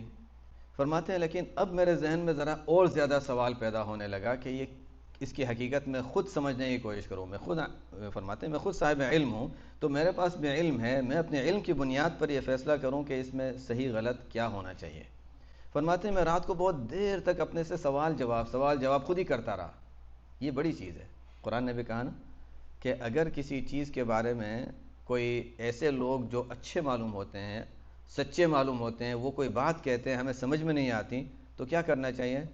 ان تقوموا للہ مثنی وفرادا ثم تتفکروا، یہ قرآن نے بتایا، قرآن کا نسخہ ہے کہ کبھی تنہائی میں بیٹھ کر سوچو کہ انہوں نے جو بات کہی ہے اس میں غلط کیا بات ہے، اس میں کون سی چیز ہے جو قابل اشکال ہے، یا کسی ایک کو ساتھ لے لو، بس زیادہ نہیں، بڑے مجمع میں پھر فیصلہ نہیں ہوتے، تو ایک ہوں یا دو ہوں، بیٹھ کر تنہائی میں سوچو اور دیکھو کہ اس میں غلط چیز کیا ہے، کیا چیز ہے جس میں اشکال ہے۔ فرماتے ہیں میں رات کو سوچتا رہا اور بہت دیر تک میں سوال کرتا رہا، لیکن بڑی چیز اللہ تعالیٰ نے ان کو کیا دی تھی؟ بزرگوں کا ادب۔ تو یہ ذہن میں نہیں آیا کہ میرا سوال دے نہیں سکتے اس وجہ سے نہیں دیا، ایک بات۔ دوسرا ہے کہ انہوں نے تاریخ پڑھی تھی، وہ تو مورخ تھے، تاریخ پڑھی تھی، مشائخ کے حالات پڑھے تھے، وہ جانتے تھے کہ اللہ تعالیٰ نے جن لوگوں سے دین کا کام لیا ہے، بڑے بڑے حضرات، چاہے حافظ ابن تیمیہ رحمۃ اللہ علیہ ہوں، چاہے حافظ ابن حجر رحمۃ اللہ علیہ ہوں، چاہے پھر بعد میں شاہ ولی اللہ رحمۃ اللہ علیہ، بڑے بڑے حضرات جن سے اللہ تعالیٰ نے دین کے کام لیے، اور بہت سے مشائخ، یہ سب حضرات کے اگر حالات میں دیکھیں تو یہ چیز ملتی ہے۔ مطلب یہ سب لوگ غلط تو نہیں ہو سکتے، یہ سب لوگ غلط تو نہیں ہو سکتے، میں کہیں سمجھنے میں غلطی کر رہا ہوں، یہ ایک چیز اپنے آپ کو انہوں نے سمجھا دی۔ خیر کہتے ہیں رات دیر ہو گئی، سوال جواب میں سوچتا رہا، صبح ہوئی تو حضرت مولانا عبد القادر رائے پوری رحمۃ اللہ علیہ چلنے کے لیے، ٹہلنے کے لیے تشریف لے جاتے تھے۔ یہ بھی ایک اچھی چیز ہے کہ صبح صبح انسان باہر چلے اور چلتے ہوئے اپنے کچھ تلاوت اور تسبیحات اور معمولات وغیرہ یہ پڑھ لے، صحت کے لیے بھی اچھا ہے، روحانیت کے لیے بھی اچھا ہے، دونوں لحاظ سے اچھا ہے۔ اب بہرحال فرماتے ہیں میں اس وقت ساتھ چلا گیا، کچھ آگے چلتے چلتے مجھے موقع ملا تو میں نے پھر بات شروع کر دی چلتے ہوئے کہ حضرت کل رات کو میں بہت دیر تک سوچتا رہا، خود ہی سوال کر رہا تھا، خود ہی جواب دے رہا تھا، اور خود ہی اپنے آپ کو سمجھنے کی کوشش کر رہا تھا کہ مجھے کہیں سمجھنے میں غلطی ہو رہی ہے۔ بزرگوں کی باتیں بھی بڑی اونچی ہوتی ہیں، اب وہ سمجھ گئے کہ اچھا اب یہ جگہ پر پہنچ گیا ہے کہ اب اس کو سمجھایا جا سکتا ہے۔ فرمایا کہ مولانا صاحب آپ کو یہی اشکال ہے نا کہ یہ بدعت ہوگا؟ فرمایا ہاں۔ اب تعریف کیا ہے؟ اب اس کے بعد آگے جو بات سمجھائے تو کہتے ہیں میری پوری بات سمجھ میں آ گئی، میں بس وہ سمجھانا چاہ رہا ہوں کہ یہ جو تصوف کے وہ اعمال جس کے شریعت میں ممانعت نہیں ہے لیکن سنت بھی نہیں ہے، تو عام طور پر یہ چیز ذہن میں آتی ہے کہ یہ بدعت ہوگا۔ اگر ہم اس کو یہ سمجھ کر کریں گے کہ یہ سنت ہے تو پھر بدعت ہو جائے گا، دین میں داخل کر رہے ہیں۔ اگر ہم اس کو یہ سمجھ کر کر رہے ہیں کہ نہیں یہ صرف علاج ہے، یہ صرف علاج ہے، جیسے کہتے ہیں کہ اچھا یعنی کوئی فلانی بیماری آ گئی، اتنی مرتبہ سورہ فاتحہ پڑھ لو، دم کر لو، تو سورہ فاتحہ پڑھنا تو ہے، لیکن وہ تعداد وغیرہ کبھی جو بیان کی جاتی ہے وہ سنت سے ثابت نہیں ہوتی، لیکن تجربے سے ثابت ہے کہ اس سے فائدہ ہوتا ہے. یا شافی یعنی بعض اسماء الحسنی ہے جس کی خصوصیت ہے کہ یہ پڑھ لو اور دم کر لو، تو یہ تجربات کی چیزیں ہیں. اس کا تعلق اس سے ضروری نہیں کہ سنت سے ثابت ہے، بس ناجائز نہیں ہے، منع نہیں ہے، اور اس کو سنت سمجھ کر نہیں کر رہے، علاج کے لیے کر رہے ہیں اور تجربے کے لیے، تجربے کی بنیاد پر کر رہے ہیں، تو کوئی حرج کی بات نہیں. اس کی مثالیں آ گئیں کہ دیکھو مدرسہ ہوتا ہے. اب مدرسہ قائم کرنا جہاں لوگ آ کر باقاعدہ اس میں داخلے لیے جاتے ہیں، اتنا ہوگا، اچھا صبح یہ کلاس ہوگی، پھر یہ کلاس ہوگی، پھر 8 بجے سے 12 بجے تک کلاسیں ہوں گی، پھر 2 بجے سے 4 بجے تک کلاسیں ہوں گی. یہ سنت سے ثابت ہے تو پھر سب بدعت ہونا چاہیے. ظاہر ہے کوئی اس کو بدعت نہیں کہتا. یہ فلانی کتاب، یہ فنون اور یہ پڑھنا یہ سب بدعت ہونا چاہیے، کوئی بھی بدعت نہیں کہتا. اصل بات کیا ہے؟ اصول سے سمجھنا ہے. اصول یہ ہے کہ جو کام شریعت میں کسی کام کا حکم دیا گیا ہے کہ یہ کام کرنا، یہ حاصل کرنا، علم حاصل کرنا مطلوب ہے. شریعت میں کچھ حصہ اس کا فرض ہے، کچھ حصہ اس کا مستحب کا درجہ ہے، کم از کم درجہ، جس سے انسان صحیح شریعت کے احکام پر عمل کر سکے. نماز ہے تو نماز کو صحیح ادا کر سکے، جتنا بھی مال ہے تو زکوٰۃ ادا کر سکے. شریعت کے وہ احکام جو انسان پر لازم ہے اتنا سیکھ رہا، وہ تو فرض کا درجہ ہے. اس سے زائد وہ سیکھ لیتا ہے کہ اچھا شاید ضرورت پیش آ جائے تو مجھے بھی کام آئے گا، یا کوئی مجھ سے پوچھ لے گا تو میں اس کو بتا سکوں، زائد حصہ مستحب کا درجہ کہلاتا ہے. تو جس طرح علم حاصل کرنا شریعت میں مطلوب ہے، چاہے وہ فرض ہو یا مستحب ہو، تو لیکن اس کو حاصل کرنے کے اگر انسان کوئی اپنے زمانے کے تجربات کے لحاظ سے کوئی نیا طریقہ اختیار کرتا ہے اور وہ نیا طریقہ سنت سے ثابت نہیں ہے لیکن خلاف شرع بھی نہیں ہے، تو ہم کہیں گے اچھا یہ تو اچھا کام ہے، اس میں بدعت ہونے کی بات ہی نہیں آتی، اس وجہ سے کہ وہ دین میں ہم داخل ہی نہیں کر رہے، اس کو ہم مقصد نہیں بنا رہے بلکہ اس کو ہم ذریعہ اور راستہ بنا رہے ہیں. مدرسہ، مکتب، یہ تمام چیزیں، اس پہ نظام، اس میں جو ترتیب، یہ سب چیزیں، اس کو کوئی بدعت سوچتا بھی نہیں کہ بدعت ہوگا، اس سے کہ سب کو پتہ ہے کہ یہ اصل مقصد تک پہنچنے کا ایک راستہ ہے. تو اسی طرح یہ خاص جو میں خاص اذکار کی بات کر رہا ہوں، خاص اذکار جو خاص طریقے سے کیے جاتے ہیں، اس کا تعلق صرف اتنا ہی ہے. اگر کسی کو مناسبت نہیں ہے تو نہ کرے، کوئی بات نہیں، لیکن بہرحال خلاف شرع نہیں ہے، بدعت نہیں ہے، اس میں کوئی برائی نہیں ہے. بس اتنا ہے کہ تجربے سے ثابت ہے کہ اس طرح کرنے سے فائدہ جلدی ہوتا ہے، زیادہ ہوتا ہے. اب لا الہ الا اللہ آپ ایسے ہی پڑھتے ہیں، لا الہ الا اللہ، لا الہ الا اللہ، لا الہ الا اللہ، لیکن اگر کبھی مشائخ کے بتائے ہوئے طریقے سے آپ پڑھیں تو اس کا تھوڑی دیر میں آپ کو احساس ہوگا کہ نہیں، دل میں ایک احساس ہو رہا ہے، فائدہ ہو رہا ہے. تجربے کی بات ہے، خود تجربہ کر کے انسان دیکھ لے. جن کو نہیں ہوا وہ تجربہ کر لیتے ہیں تو کہتے ہیں نہیں، واقعی بات سمجھ میں آتی ہے. اس کا تعلق سنت اور بدعت سے نہیں ہے. یہ اسی طرح ہے جیسے مدرسے میں اوقات میں اس وقت یہ ہوگا، اس وقت یہ ہوگا، اس وقت یہ ہوگا، یہ سکھایا جاتا ہے. اسی طرح یہاں پر بھی یہ اچھا تھی کہ یہ اتنی مقدار میں کر لو، اس طریقے سے کر لو تو اس طرح یہ فائدہ ہوگا. بس اس کو ایک علاج کے حد تک اور فائدے کے حد تک کیا جاتا ہے، سنت سمجھ کر نہیں کیا جاتا. تو جس طرح وہ فقہ کا سیکھنا اور کتابوں کا پڑھنا اور اس ترتیب سے پڑھنا وہ بدعت نہیں ہے، اسی طرح تصوف کے اعمال بھی بدعت میں شمار نہیں ہوتے. بات سمجھ میں آ گئی. اب اس کے بعد تو حضرت مولانا منصور رحمانی خود بھی بیعت ہوئے اور پھر انہوں نے بھی اذکار کیے اور پھر وہ سلسلہ آ گیا. تو یہ بہرحال ہم اگر دیکھیں جتنے ہمارے وہ حضرات جن سے اللہ تعالیٰ نے دین کا کام لیا ہے، انہوں نے سب میں ہم دیکھیں تو یہ چیز ہمیں ملے گی کہ انہوں نے کسی نہ کسی سے انہوں نے تعلق قائم کیا، تصوف کے میدان میں لگے، یعنی وہی تصوف یا تزکیہ یا احسان اس میدان میں لگے، اور انہوں نے ٹھیک ہے اس کی غلط چیزوں کو نکالا، بس بعض چیزیں خلاف شرع تھیں اس کو بھی نکالا، جو صحیح تھا اس پر قائم رہے، اور اس کے ذریعے سے انہوں نے اللہ تعالیٰ نے اس کے بعد ان کو جو اس کے ذریعے سے جو فائدہ پہنچا اور نفع ہوا، ظاہر ہے وہ پہلے کے مقابلے میں بہت زیادہ تھا. اس لیے کہ ظاہر ہے اخلاص جب پیدا ہوگا، دھیان پیدا ہوگا تو اس کی قیمت زیادہ ہوگی. اب اس کی مثال دیکھ لیں. نبی کریم صلی اللہ علیہ وسلم کس اونچے مقام پر ہوں گے روحانیت کے، ہم تصور سے بھی نہ ہم اس کو الفاظ میں ذکر کر سکتے ہیں، لیکن اگر حضور صلی اللہ علیہ وسلم دین کی تبلیغ کا کام 20 سال کی عمر میں شروع کر دیتے، ہماری ظاہری امریکہ کی سوچ کے لحاظ سے میں کہہ رہا ہوں، 20 سال کی عمر میں اگر شروع کر دیتے تو کتنے زیادہ لوگوں کو فائدہ ہو جاتا. 20 سال اور مل جاتے نا دعوت کے کام میں. اللہ تعالیٰ کا نظام یہ تھا کہ یہ جب کوئی شخص بہت زیادہ اعلیٰ درجے کی قوت اور مضبوطی کے بعد جب وہ کام شروع کرتا ہے تو اس کے تھوڑے سے کام میں بہت طاقت آ جاتی ہے. یہ ہم آپ صلی اللہ علیہ وسلم کے حالات میں دیکھیں گے وہی ملے گا کہ 20 سال میں وہ کام ہوا جو 20 سال میں ہو نہیں سکتا تھا، بلکہ زندگی انسانوں کی گزر جائے، پوری جماعتیں مل کر بھی کریں، وہ کام نہیں ہو سکتا جو آپ صلی اللہ علیہ وسلم سے اللہ تعالیٰ نے 20 سال کے عرصے میں کر لیا. اور یہی ہم بعد میں اسلام کی تاریخ میں ہم نے مشائخ اور علماء اور صلحاء کے حالات میں دیکھیں جن سے اللہ تعالیٰ نے دین کا کام لیا ہے.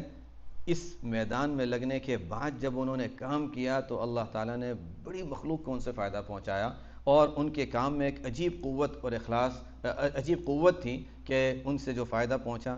اور جو اس میدان میں نہیں لگے ان کی ہم شاید نام بھی نہیں جانتے. عام طور پر جن کے نام بڑے بڑے داعیوں اور مبلغوں میں اور جن کے ذریعے سے جو اسلام کی تاریخ میں جن کے نام معروف ہیں، جن کے کام معروف ہیں، ہم دیکھیں گے ان کا کسی نہ کسی بزرگوں سے، مشائخ سے، تصوف سے ضرور تعلق رہا ہوگا. اس لیے کہ دین کا ایک شعبہ ہے. اصل بات یہ ہے کہ ہم نے اس کو ایک زائد چیز سمجھ کے چھوڑ دیا یا ہم نے بدعت چیز سمجھ کے چھوڑ دیا. بعضوں نے بدعت سمجھا، بعضوں نے زائد اور ایکسٹرا چیز سمجھا، حالانکہ انہ جبریل اتاکم یعلمکم دینکم، آپ صلی اللہ علیہ وسلم نے مہر لگا دی کہ دین کا سکھانے آئے تھے اور یہ سب تمہارے دین کے اجزاء اور دین کے حصے ہیں.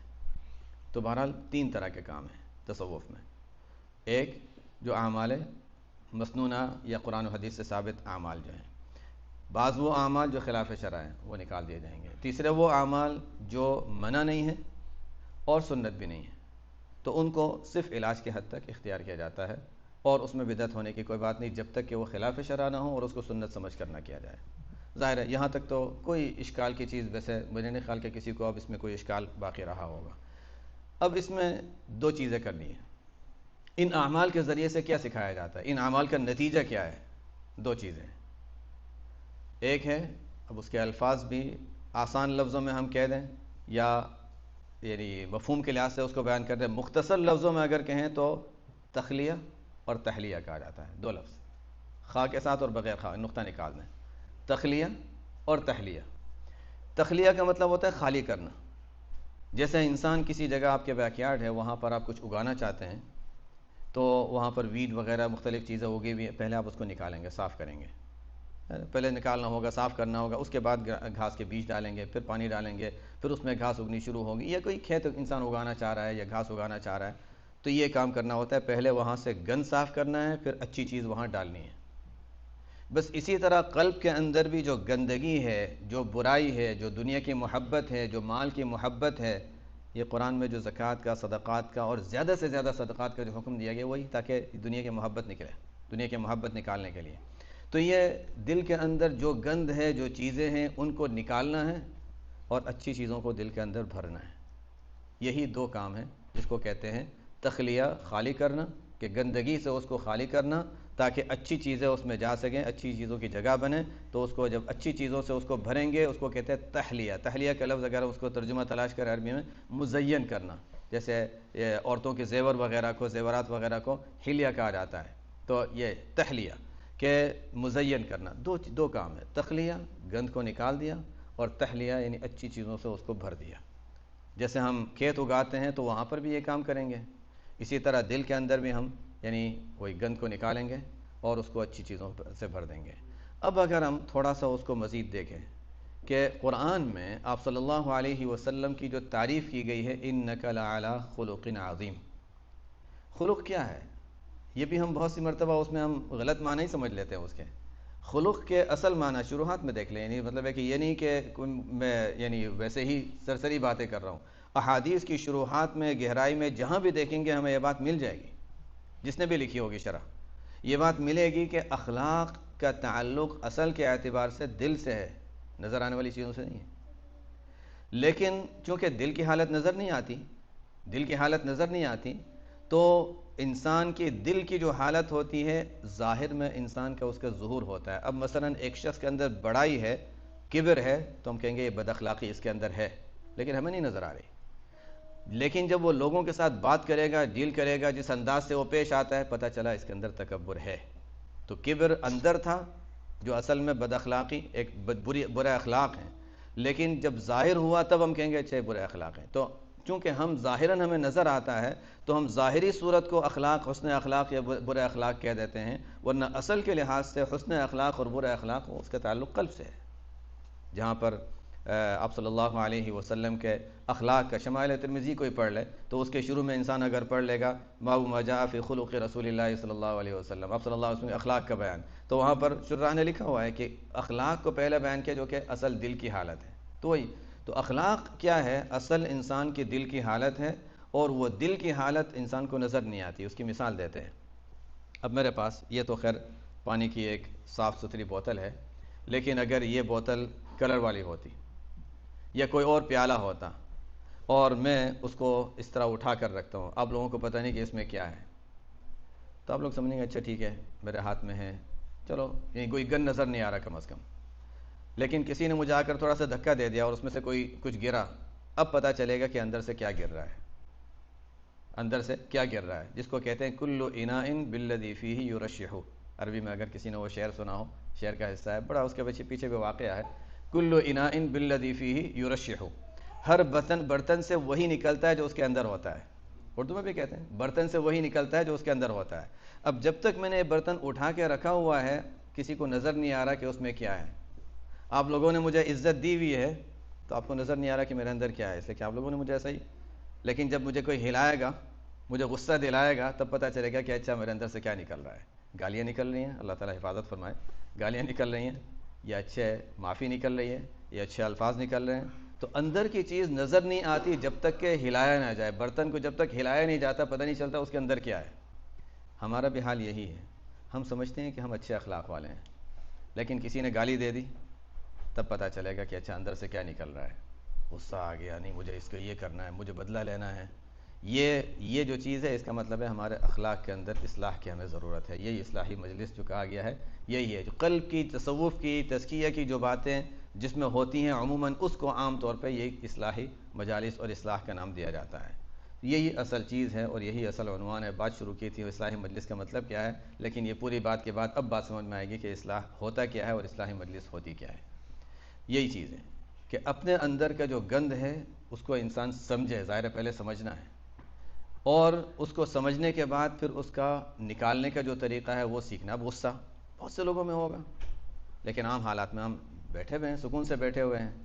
گھر میں گئے، اب گھر میں جو بھی ہے بیگم صاحبہ ہیں جو بھی ہیں انہوں نے کچھ کہہ دیا، اب فلانی چیز نہیں لائے، پوری لسٹ بتائی تھی، اب تھک کے گھر گئے ہیں اور گھر میں گئے اور چیزیں لے کے اب پہلی شکایت کہ اچھا میں نے یہ منگوایا تھا، یہ منگوایا تھا، اچھا میں بھی لے آتا ہوں. آپ لسٹ لے کر جائیں، ساتھ میں پھول بھی لے جائیں. اب کیا ہوگا؟ اس کا مطلب ہے کہ آپ نے اپنے آپ پہ تھوڑا سا کنٹرول کیا ہوا ہے اور اپنے آپ کو سکھایا ہوا ہے. آدھی چیز لے کے نہیں، پہلے مجھے اس طرح کیوں بات کیا، اچھی طرح بات کرتے نا میں پوری چیزیں لاتا. یہ بھی ہو سکتا ہے. بہرحال یہ چیزیں ہیں جو ہمیں اپنے آپ کو، ہم اپنی زندگی میں اس لیے مثال دے رہا ہوں کہ اپنی زندگی میں ہمیں خود سیکھنا ہے کہ ہم کس طرح ڈیل کرتے ہیں جب ہمارے ساتھ یہ واقعات پیش آتے ہیں. اور ان چیزوں سے انسان خود اپنے آپ کو سمجھ سکتا ہے کہ میرے اندر کیا صحیح ہے کیا غلط ہے. یہ بنیاد ہے، یہ بنیاد ہے. اپنی غلطی کو انسان پہچانے اور اس کو ٹھیک کرنے کی کوشش کرے. اب وہ کیسا ہوگا؟ اب ظاہر ہے وہ غلطی کیسے پہچانتے وغیرہ، وہ ایک، میں تو ایسا لگ رہا ہے کہ صرف عنوانات بیان کر رہا ہوں، لیکن انشاءاللہ اس حد تک کہ بات سمجھ میں آ جائے. اب اس کے لیے عام طور پر طریقہ یہ ہوگا کہ میں اپنے طور سے کتابیں اٹھا کر دیکھنے لگ جاؤں گا تو مسئلہ حل نہیں ہوگا. اس لیے کہ میں پہلی بات تو اپنی غلطی کو شاید بہت سی مرتبہ پہچانوں بھی نہیں کہ یہ غلطی ہے یا غلطی نہیں ہے، ایک بات. دوسرا یہ کہ صحابہ کے دور سے جو طریقہ چلا آ رہا ہے وہ یہ ہے کہ اپنے بڑوں سے پوچھ کر ان کے حکم پر، ان کی رائے پر عمل کر کے فیصلہ کرنا ہے، یعنی کہ اپنی رائے کی بنیاد پر فیصلہ کرنا ہے. اور امام مالک رحمۃ اللہ علیہ کی طرف ایک قول منسوب ہے، شاید اوپر سے انہوں نے یہ سنا ہے، بعضوں نے عمر رضی اللہ عنہ کی طرف منسوب کیا ہے، امام مالک رحمۃ اللہ علیہ کی طرف منسوب ہے کہ لن يصلح آخر هذه الامة الا بما صلحت به اولها. اس امت کے آخری افراد کی بھی اصلاح اسی طریقے سے ہو سکتی ہے جس طرح امت کی شروع کے افراد کی ہوئی تھی. صرف آن لائن پڑھ کے ہم نے دیکھ لیا کہ اچھا غصے کا علاج یہ ہے، آن لائن کے اس پر عمل کر لیا، وہ کافی نہیں ہے. فلانی چیز ہے، اچھا ہم تلاوت ہم نہیں کر رہے، ہم تسبیحات نہیں کر رہے، مسنون اعمال نہیں کر رہے، اچھا میں اب کوشش کر لیتا ہوں. اس کا طریقہ کیا ہے؟ صحابہ کے دور سے جو طریقہ ہے وہ ہے کہ اچھا کسی کو اپنا بڑا بنا لو. بیعت ہونا ضروری نہیں ہے، یہ بعض لوگ سمجھتے ہیں کہ تصوف کی بات کا مطلب آخر میں یہ آ جائے گا کہ بیعت ہونا ہے. بیعت ہونا ضروری نہیں ہے لیکن مفید ضرور ہے. لیکن ہوا یہ کہ آپ صلی اللہ علیہ وسلم بھی صحابہ کرام رضی اللہ عنہم کو بیعت کیا کرتے تھے. بعض لوگ سمجھتے ہیں کہ بیعت اسلام ہوتا تھا بس. بعض لوگ سمجھتے ہیں بیعت جہاد ہوتا تھا. اسلام بھی تھا، جہاد بھی تھا، اور بیعت تھی بیعت للمداومتی علی الاعمال الصالحہ، نیک اعمال کا اہتمام کرنے، اعمال صالحہ کا اہتمام کرنے اور دین پر ثابت قدمی کے لیے بھی بیعت مستقل لی جاتی تھی. صحیح روایتوں میں، مسلم شریف وغیرہ کی روایت میں موجود ہیں. صحابہ سے آپ صلی اللہ علیہ وسلم نے فرمایا کہ بیعت ہو جاؤ.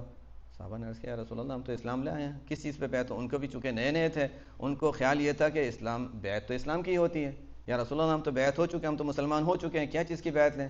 اعمال صالحہ پہ. پھر بھی آپ صلی اللہ علیہ وسلم نے بیعت کے الفاظ کہے، صحابہ نے بیعت کی. تو صحابہ رضی اللہ، آپ صلی اللہ علیہ وسلم کے دور سے یہ سلسلہ چلا آ رہا ہے کہ صرف بیعت اسلام نہیں ہوتی، صرف بیعت جہاد نہیں ہوتی، بلکہ نیک اعمال کی پابندی کرنا، گناہوں سے بچنا، ان چیزوں کی بھی بیعت ہوتی ہے. تو یہ سنت عمل ہے، فائدے کی چیز ہے، اس کا ایک اثر ہے، اس کی ایک برکت ہے. یہ سلسلہ ہے جو حضور صلی اللہ علیہ وسلم تک پہنچتا ہے، ظاہر ہے اس کی برکات ہوں گی، لیکن فرض واجب نہیں ہے. یہ ذہن میں رہے، فرض واجب نہیں ہے، لیکن ایک اچھا عمل ہے بیعت ہونا. لیکن کم سے کم اتنا ضروری ہے کہ انسان اگر بیعت نہ ہو کوئی بات نہیں، لیکن کسی جس پر اعتماد ہو، کسی عالم، کوئی ایک شخص جو نیک عمل، اس کے اعمال اچھے ہیں، اس کا علم صحیح ہے، چاہے وہ باقاعدہ مولانا نہ ہو، لیکن یہ ہے کہ علم اس کا صحیح ہو، علم معتبر لوگوں سے اس نے سیکھا ہو، اس کا عمل صحیح ہے، سنت کے مطابق، اصل چیزیں شریعت پر عمل ہو، سنت پر عمل ہو، تو ٹھیک ہے، میں آپ سے پوچھتا رہوں گا اور آپ کے مشورے پر عمل کرتا رہوں گا. اتنا کافی ہے. پھر اگر مناسبت ہوتی ہے، تعلق ہوتا ہے، بیعت بھی انسان ہو جائے، وہ ٹھیک ہے، ایک اوپر والا درجہ ہے. لیکن کم سے کم ہر شخص، جس کے کوئی تو ایسا ہوتا ہے کہ جس پر انسان یہ دیکھے کہ نہیں، میں اس پر اعتماد کر سکتا ہوں کہ یہ مجھے غلط چیز نہیں بتائے گا، اور اگر غلط ہے بھی تو ہمیں علم ہے، انسان صحیح غلط کو پہچان سکتا ہے. تو اچھا ٹھیک ہے، اب مجھے کوئی چیز ایسی پیش آئے گی تو میں ان سے پوچھوں گا اور ان سے مشورہ لوں گا. اب اس کو بھی پتا ہے کہ نہیں ٹھیک ہے، اب اس نے مجھ پر اعتماد کیا ہے، تو مجھے حدیث پر عمل کرتے ہوئے، المستشار مؤتمن، جس سے مشورہ لیا جائے تو اس کو امانت دار ہونا چاہیے. حدیث پر عمل کرتے ہوئے وہ بھی اس کو امانت داری کے ساتھ، جو اس کی خیر خواہی، جو اس کے لیے بہتر ہوگا، وہ مشورہ دے گا. یہ اصل بہتر طریقہ ہے کہ اس طریقے سے انسان پوچھے اور اس کے مطابق عمل کرے، اور ایک چیز کہ اچھا میرے اندر یہ فلاں موقع پر میں نے یہ کیا تھا، اور میرے اندر یہ کیا، یہ غلط ہے یا صحیح ہے. اگر وہ کہتے ہیں کہ نہیں یہ نہیں کرنا چاہیے، کبر کی علامت ہے، اچھا ٹھیک ہے، اب مجھے اس کا علاج کرنا ہے. نہیں یہ صحیح ہے، اس میں کوئی حرج نہیں تھا، ٹھیک ہے، اس کا مطلب ہے کہ صحیح ہے. یہی متوارث طریقہ اب صلی اللہ علیہ وسلم کے دور سے چلا آ رہا ہے، اور اصل یعنی جو فائدہ مند جو چیز ہے وہ یہی ہے کہ انسان اس طریقے سے آگے بڑھے کہ کسی سے مشورہ لیتا رہے اور اس کے مطابق عمل کرتا رہے. اب سوال یہ ہے کہ اچھا اگر کوئی بیعت ہونا چاہے تو، بیعت میں نے کہہ دیا کہ وہ تو ثابت ہے، لیکن بیعت ہونا چاہے تو کس سے ہو؟ یہ ایک سوال ذرا مشکل ہو جاتا ہے، کس سے بیعت ہونا چاہیے؟ میرا بھی تعلق الحمدللہ مشائخ سے رہا، اور گھر میں ہم نے ہمیشہ یہ چیز دیکھی، تو الحمدللہ یہ ایک سلسلہ رہا کہ میں جس وقت ہندوستان میں پڑھ رہا تھا، تو اس زمانے میں وہاں مشائخ میں اللہ تعالیٰ نے ان کو ظاہری علوم میں، باطنی علوم میں ایک اعلیٰ درجے کا کمال عطا فرمایا تھا. دارالعلوم دیوبند کے بھی مفتی رہے، دارالعلوم مظاہر علوم سہارنپور کے بھی مفتی رہے، اور مختلف اللہ تعالیٰ نے علاقوں میں ان سے کام لیا. حضرت مفتی محمود حسن گنگوئی رحمۃ اللہ علیہ، میں ان سے الحمدللہ مجھے یہ سعادت حاصل ہوئی کہ میں ان سے بیعت ہوا تھا پہلے. تو بہرحال انہوں نے اپنا واقعہ بیان کیا کہ جب میرا بیعت ہونے کا وقت آیا تو اس زمانے میں بڑے بڑے مشائخ موجود تھے. وہ فرماتے ہیں کہ میں مختلف مشائخ کے بارے میں سوچتا رہا کس سے بیعت ہوں، اور پھر میرا دل جو لگتا تھا وہ ہے شیخ الحدیث مولانا زکریا رحمۃ اللہ علیہ، جن کے فضائل اعمال مشہور ہے، ان کی طرف میرا دل زیادہ مائل ہوتا تھا کہ مجھے ان سے بیعت ہونا چاہیے. میں ان کے پاس گیا اور میں نے درخواست کی، استاد تو تھے ہی ایک لحاظ سے، میں نے ان سے درخواست کی، اور تعلق پہلے سے تھا. بیعت کی درخواست کی، نہیں میرے بڑے شیخ کا تو مزاج یہ تھا کہ جب تک میرے بڑے موجود ہیں مجھ سے کیوں بیعت ہونا ہے. وہ جو بڑے ہوتے ہیں وہ اپنے آپ کو بڑا سمجھتے ہی نہیں، بات یہی ہے. تو بہرحال انہوں نے فرمایا کہ مجھ سے کیوں بیعت ہونا ہے، جاؤ مولانا حسین احمد مدنی رحمۃ اللہ علیہ ہیں، ان کے پاس چلے جاؤ، فلانے ہیں. حضرت رائے پوری رحمۃ اللہ علیہ، معاذ القادر رائے پوری رحمۃ اللہ علیہ، وہ بھی حیات تھے. فرمایا وہ ہیں کہ بیعت تو یہیں ہونا، نہیں وہاں پہلے جاؤ. ٹھیک ہے، حکم مان لیا. فرماتے ہیں میں وہاں گیا تو حضرت عبد القادر رائے پوری رحمۃ اللہ علیہ کے مجلس میں جاتا تھا تو مجھے آخرت کا دھیان زیادہ آتا تھا، آخرت کا دھیان زیادہ آتا تھا، دنیا سے بے رغبتی، آخرت کا دھیان۔ حضرت شیخ رحمۃ اللہ علیہ کے مجلس میں آتا تھا تو بس مجھے ایسا لگتا تھا کہ میں گندا ہوں، میں برا ہوں، یہ احساس ہوتا تھا۔ فرماتے ہیں میں سمجھ گیا کہ مجھے فائدہ یہاں ہوگا۔ یہ اس کو طلب کہتے ہیں نا، سچی طلب، کہ مقصد کوئی یہ نہیں تھا کہ اپنے آپ کو بزرگ بنانا، مقصد تھا اپنی گندگی کو صاف کرنا۔ جو اصل تصوف کا اور تزکیہ اور احسان، تزکیہ کا جو اصل لفظ ہے وہ یہی تو بتا رہا ہے، گندگی کو دور کرنا۔ تو جہاں یہ گندگی کا احساس پیدا ہوگا وہیں جا کر انسان گندگی کو صاف کرے گا۔ اللہ تعالیٰ کا نظام ہوتا ہے۔ کہتے ہیں میرے دل میں جب ان کے پاس جاتا تھا تو یہ خیال ہوتا تھا کہ نہیں، میں بالکل سب سے کم درجے کا ہوں، میرے اندر گندگیاں بھری ہوئی ہیں، میرے اندر برائیاں ہیں۔ میں نے سوچا یہاں آ کر ہی میری اصلاح ہوگی، اور وہیں پھر بیعت ہوئے اور اللہ تعالیٰ نے ان کو اعلیٰ مقامات عطا فرمائے۔ تو یہ ایک ہوتا ہے کہ کہاں بیعت ہونا ہے، بنیاد اس کی یہ ہوگی کہ ایسے شخص کو انسان منتخب کرے۔ نمبر ایک، سب سے پہلی بنیادی شرط کہ وہ شریعت پر عمل کرنے والا اور سنت پر عمل کرنے والا، سب سے بنیادی چیز۔ اس کا علم صحیح ہو، اس کا عمل صحیح ہو، ظاہر ہے اس سے تو علاوہ تو ہمیں کہیں جانا نہیں۔ اس کے بعد پھر یہ دیکھنا ہے کہ اس طرح کے بھی اگر مختلف لوگ ہیں تو پھر یہ دیکھنا ہے کہ میں ان سے رابطہ، مناسبت بھی ضروری ہے نا۔ ایک تو ہوتا ہے کہ ٹھیک ہے کوئی بہت اونچے بزرگ ہیں لیکن مزاج کے جوڑ نہیں ہے، کبھی ہوتا ہے مزاج کے جوڑ نہیں ہے، یا تعلق رکھنا مشکل ہے، ان سے میں پوچھ نہیں سکوں گا، ان سے کچھ معلوم نہیں کر سکوں گا، تو پھر بھی فائدہ نہیں ہوگا پوری طرح۔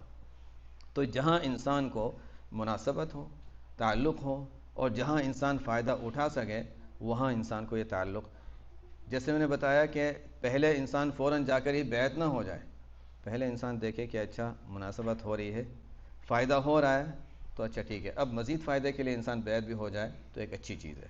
لیکن کبھی ایسا ہوتا ہے کہ انسان جوش میں جا کر اچھا کسی کے بارے میں معلوم ہوا اور جا کر فوراً بیعت ہو گیا، نہیں، وہ اصل مقصد نہیں ہے۔ مقصد ہمارا تزکیہ ہے، مقصد ہمارا تزکیہ ہے۔ ہمارے ملکوں میں جو میں اسے خاص طور پہ تاکید کر رہا ہوں کہ عام طور پر بیعت کو ہم نے اصل چیز سمجھ لیا، تزکیہ کو دوسرا درجہ دے دیا۔ اصل چیز تزکیہ ہے، بیعت اس کے لیے ایک ذریعہ ہے اور اس کے لیے ایک مفید ہے، ایک اس کے لیے، اس سے انسان کے اندر قوت پیدا ہوتی ہے، لیکن بہرحال جو جس درجے کی چیز ہے اس کو اس درجے پر رکھنا ضروری ہے۔ تو انسان کو جہاں فائدہ کی زیادہ امید ہو، جہاں انسان رابطہ رکھ سکے، جہاں سے انسان کو مناسبت ہو، بنیادی شرط ہے کہ وہ شریعت پر عمل کرنے والا ہو، ظاہر اعتبار سے شریعت کے خلاف کوئی عمل نہ ہو، علم اس کا صحیح ہو، عمل اس کا صحیح ہو، تو پھر ہم ایسی جگہ تلاش کریں گے۔ جب اتنی صاف بات ہے تو پھر سوال یہ ہے کہ لوگ تصوف کے مخالف کیوں ہیں؟ یعنی بعض لوگوں کو تو اس نام سے نفرت ہے، صحیح بات ہے، اس لیے کہ اس کی وجہ ہے، اس کی وجہ سے میں نے بتایا کہ تبع تابعین کے دور میں، تاریخ دیکھیں، تبع تابعین کے دور میں لوگوں نے تصوف کو غلط بہت استعمال کیا اور غلط چیزیں اس میں بہت شامل کر لیں، اس لیے کہ لوگ دیکھتے تھے کہ لوگ ہماری بات، یعنی لوگوں کو اپنے سے قریب کرنے کے لیے کوئی وہ لفظ استعمال کرنا چاہے جو صلحاء استعمال کرتے ہیں، تو یہ تصوف کا لفظ استعمال کر کے لوگوں نے بہت سی دین میں غلط چیزیں اس میں رائج کر دی، یہاں تک کہ بعضوں نے تو کہا شریعت ایک الگ چیز ہے، تصوف الگ چیز ہے۔ تو یہ چونکہ مختلف مراحل آتے رہے اور لوگوں نے تصوف کو غلط معنی میں استعمال کیا، اس وجہ سے لفظ بدنام ہوا ہے۔ ورنہ ہمیں اللہ تعالیٰ نے الحمدللہ سمجھ دی ہے اور علم دیا ہے، تو ہم اس علم اور سمجھ کی بنیاد پر ہم یہ دیکھیں گے تزکیہ، احسان، تصوف۔ اگر کوئی چیز اس میں خلاف شرع آ جاتی ہے، جس کو میں نے اصول سمجھا دیے، خلاف شرع کوئی چیز آتی ہے ہم اس کو نہیں لیں گے، لیکن اس کی وجہ سے ہم تصوف کو برا نہیں کہیں گے۔ تو بعضوں کو تو نام ہی بدعت لگتا ہے، تو وہ تو خیر ان کے بیچاروں کی ناسمجھی کی بات ہے۔ بعضوں نے تصوف کے جو غلط چیزیں اس میں شامل کر لی تھیں، ان چیزوں کو دیکھ کر برا کہتے ہیں، ان کی بات سمجھ میں آتی ہے، لیکن جیسے میں نے بتایا کہ وہ چیزیں غلط ہیں، تصوف غلط نہیں۔ جیسے فقہ میں نئی چیزیں آ گئیں وہ غلط ہیں، فقہ غلط نہیں ہوگی۔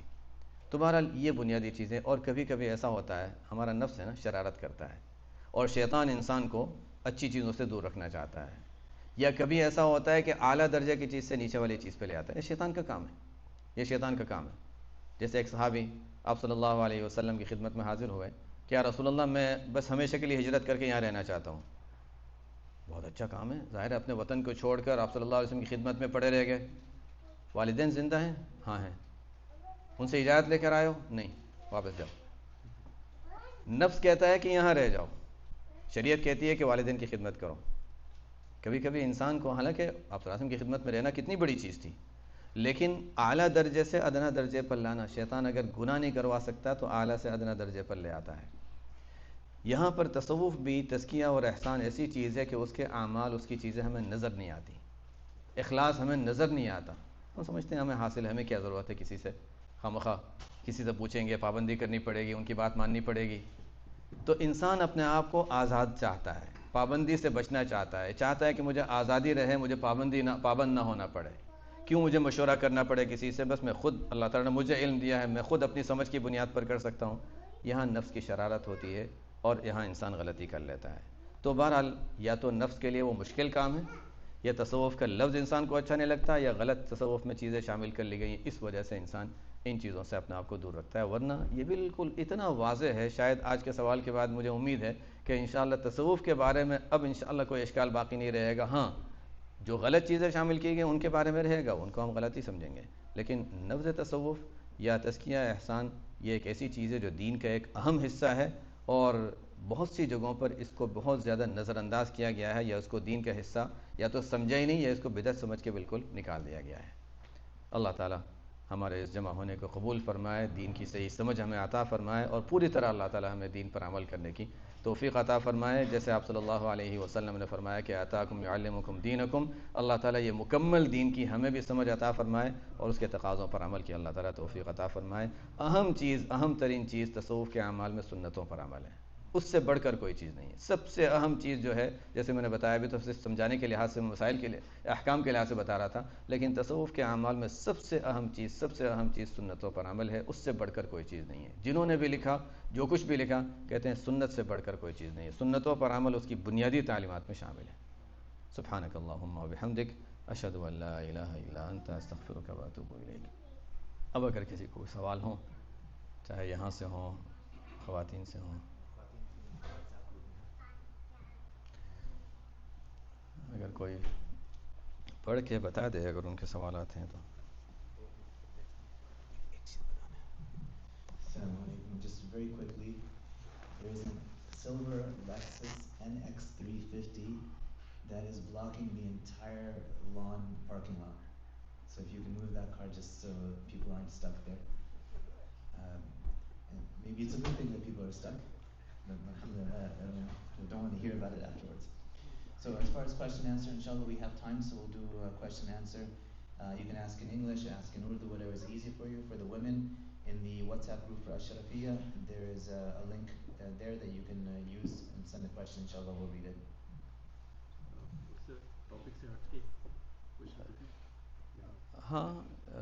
ہاں ٹھیک ہے، ٹاپک سے ہٹ کے، اس لیے کہ میرا خیال ہے ٹاپک کے بارے میں اب کوئی سوال نہیں رہا ہوگا انشاءاللہ. سوال پھر سے کہنا تاکہ نیچے پتا چلے. ٹھیک ہے. آپ تراویح پڑھا رہے ہیں، 2 رکعت کے بعد امام کھڑا ہو جاتا ہے، تو وہ کیا کریں؟ سوال یہ ہے، رمضان میں تو دیر ہے. جی سوال یہ ہے کہ کوئی شخص تراویح پڑھا رہا ہے اور امام 2 رکعت کے بعد کھڑا ہو جاتا ہے، تو اب کیا کرنا چاہیے؟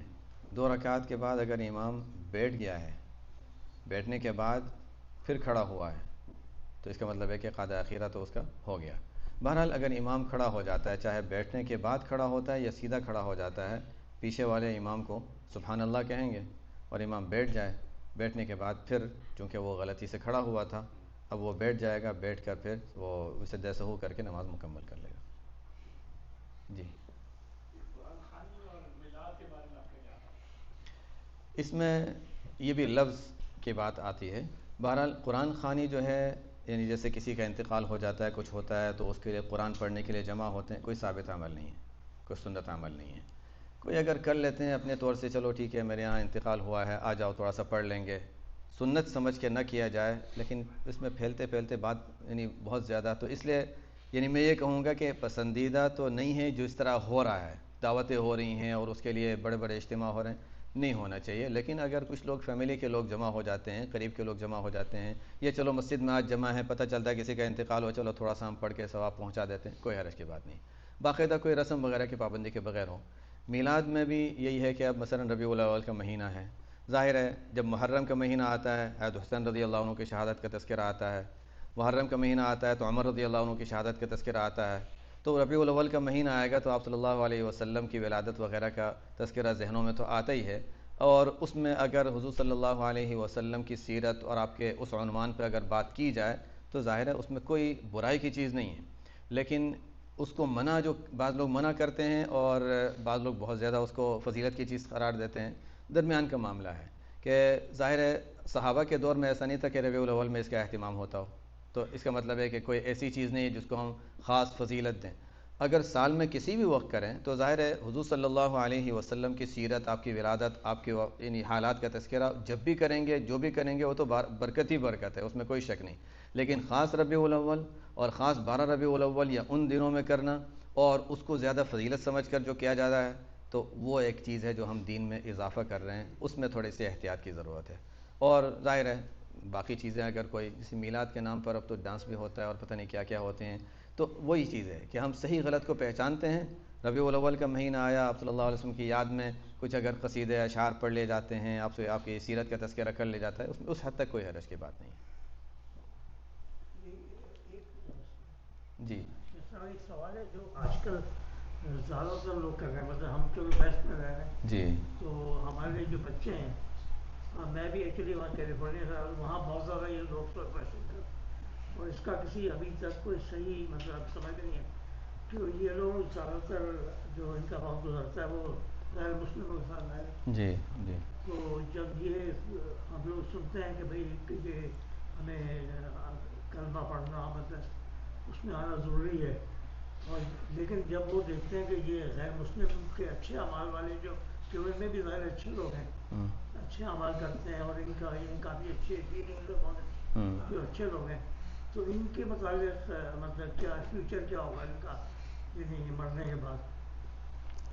اس میں یہ ہے کہ سوال یہ ہے کہ غیر مسلم جو اچھے اعمال کرتے ہیں تو ان کے لیے آخرت میں کیا ہے. اصل تو یہ ہے کہ بنیادی طور پر ہمیں جو تعلیمات دی گئیں کہ آخرت میں نجات کے لیے اللہ تعالیٰ نے بنیادی شرط رکھی ہے، وہ یہ ہے کہ توحید ہو، توحید اور رسالت یعنی ایمان جس کو کہتے ہیں. تو یہ تو بنیادی شرط ہے، تو ہمارا عقیدے کی بات ہے. لیکن اللہ تعالیٰ ان اللہ لا یضیع اجر المحسنین، کوئی نیک عمل کرتا ہے تو اللہ تعالیٰ اس کا صلہ اس کو دیتے ہیں. تو ان لوگوں کو اللہ تعالیٰ جن کے بھی اخلاق اچھے ہیں، یہ جو ہم دیکھتے ہیں چرچ وغیرہ میں اپنی عبادت میں لگے رہتے ہیں، اللہ تعالیٰ ان کو بھی دنیاوی لحاظ سے اس کا صلہ دنیا میں دے دیتے ہیں. سکون، دل کا سکون ہوگا، اطمینان ہوگا، بعض راحتیں، عافیتیں، بہت سی ایسی نعمتیں اللہ تعالیٰ ان کو دیتا ہے. تو گویا ان کے لیے یہ تو ہے کہ دنیا میں ان کو جو نیکیاں انہوں نے کی ہیں ان کا صلہ دنیا میں تو مل جاتا ہے.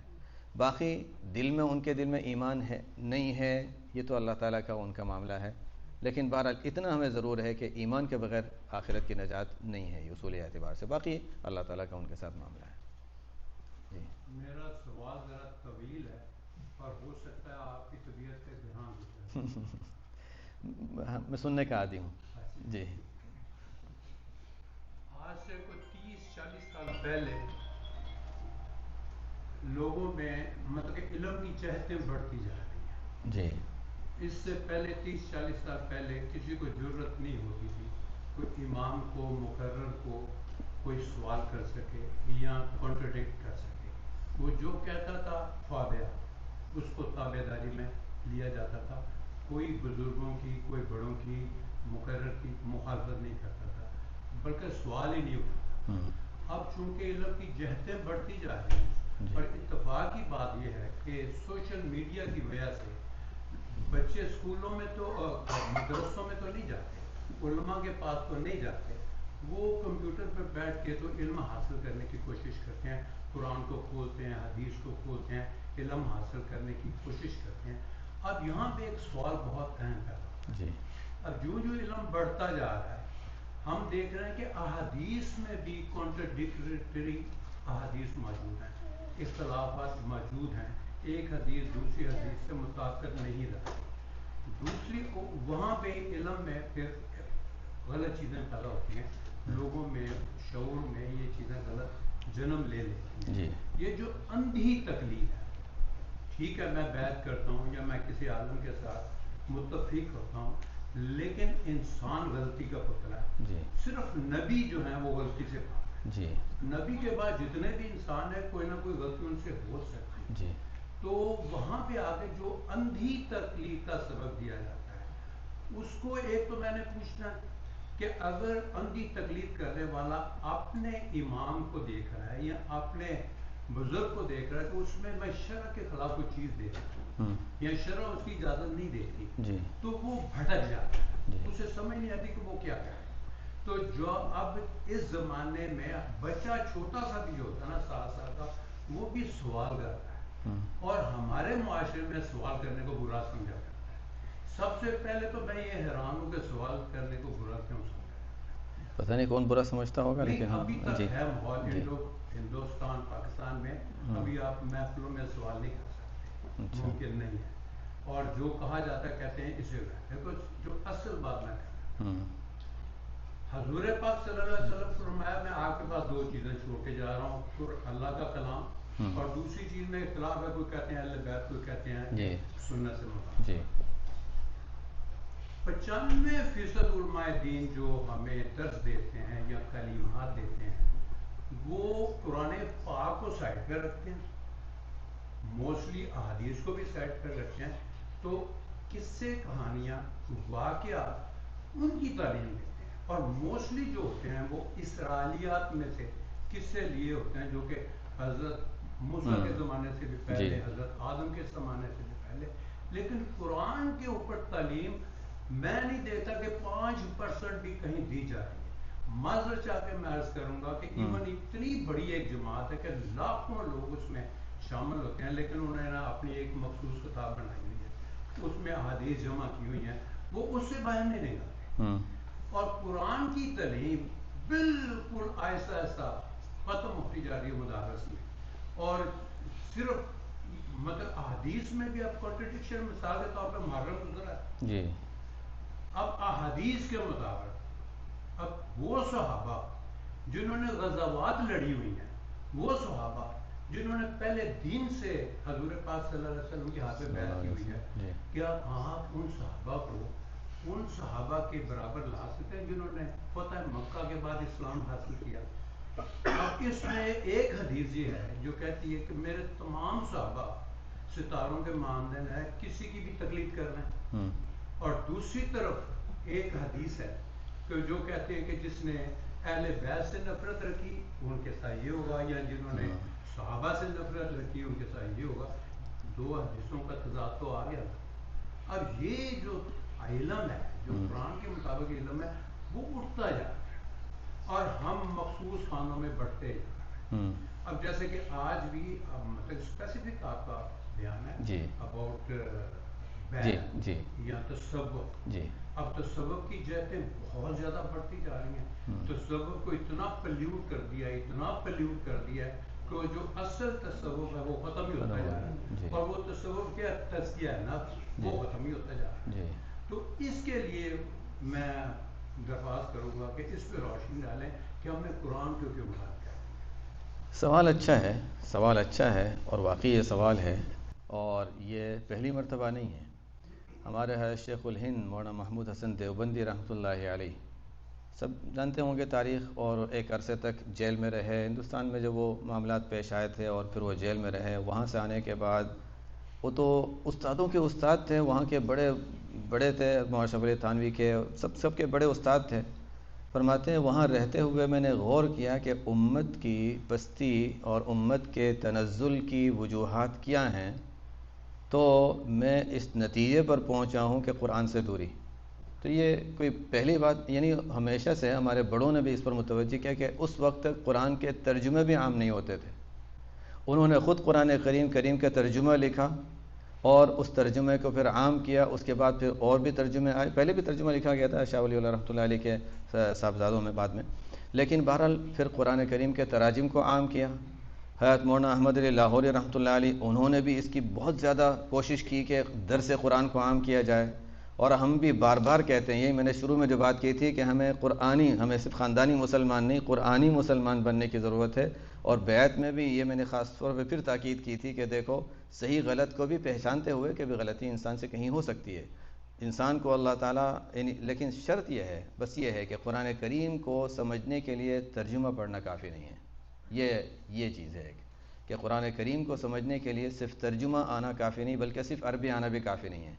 ورنہ تو میں نے شروع میں جو بات کہی تھی یتلو علیہم آیاتہ ویزکیہم ویعلمہم الکتاب، وہ عرب تھے، اور بڑے ماہر قسم کے عرب تھے، عربی زبان کی فصاحت و بلاغت کی گہرائیوں کو وہ جانتے تھے، اب ان کو پڑھنا سکھایا جا رہا ہے، ان کو قرآن کا مفہوم سکھایا جا رہا ہے، ان کو کیا ضرورت تھی؟ تو جب وہ اتنی بلاغت کو جاننے کے باوجود بھی آپ صلی اللہ علیہ وسلم سے تفسیر سمجھنے کے محتاج تھے، ضرورت مند تھے، انہوں نے سیکھا، تو ہمیں بھی اگر ہم اس کے لیے تیار ہیں کہ ہم قرآن کریم کو اس کی یعنی صحیح طور پر سمجھے، تو صرف ترجمہ آنا کافی نہیں ہے، صرف ترجمہ آنا کافی نہیں ہے، صرف عربی زبان آ جانا کافی نہیں ہے، بلکہ اس کے لیے ہمیں دیکھنا ہوگا کہ صحابہ سے آپ صلی اللہ علیہ وسلم نے اس آیت کی کیا تفسیر فرمائی ہے، صحابہ نے اس کی کیا تفسیر فرمائی ہے، اور اسی وجہ سے ہماری کوشش ہوتی ہے، اب جن پر اشکال آپ کا ہے وہ اپنی جگہ ہے، لیکن ہماری کوشش ہوتی ہے، خود میں اپنی حد تک یہ کوشش کرتا ہوں کہ ہفتے میں روزانہ ہفتے میں ایک مرتبہ درس قرآن آن لائن، تاکہ گھروں میں بیٹھ کر لوگ قرآن کی تفسیر سیکھیں،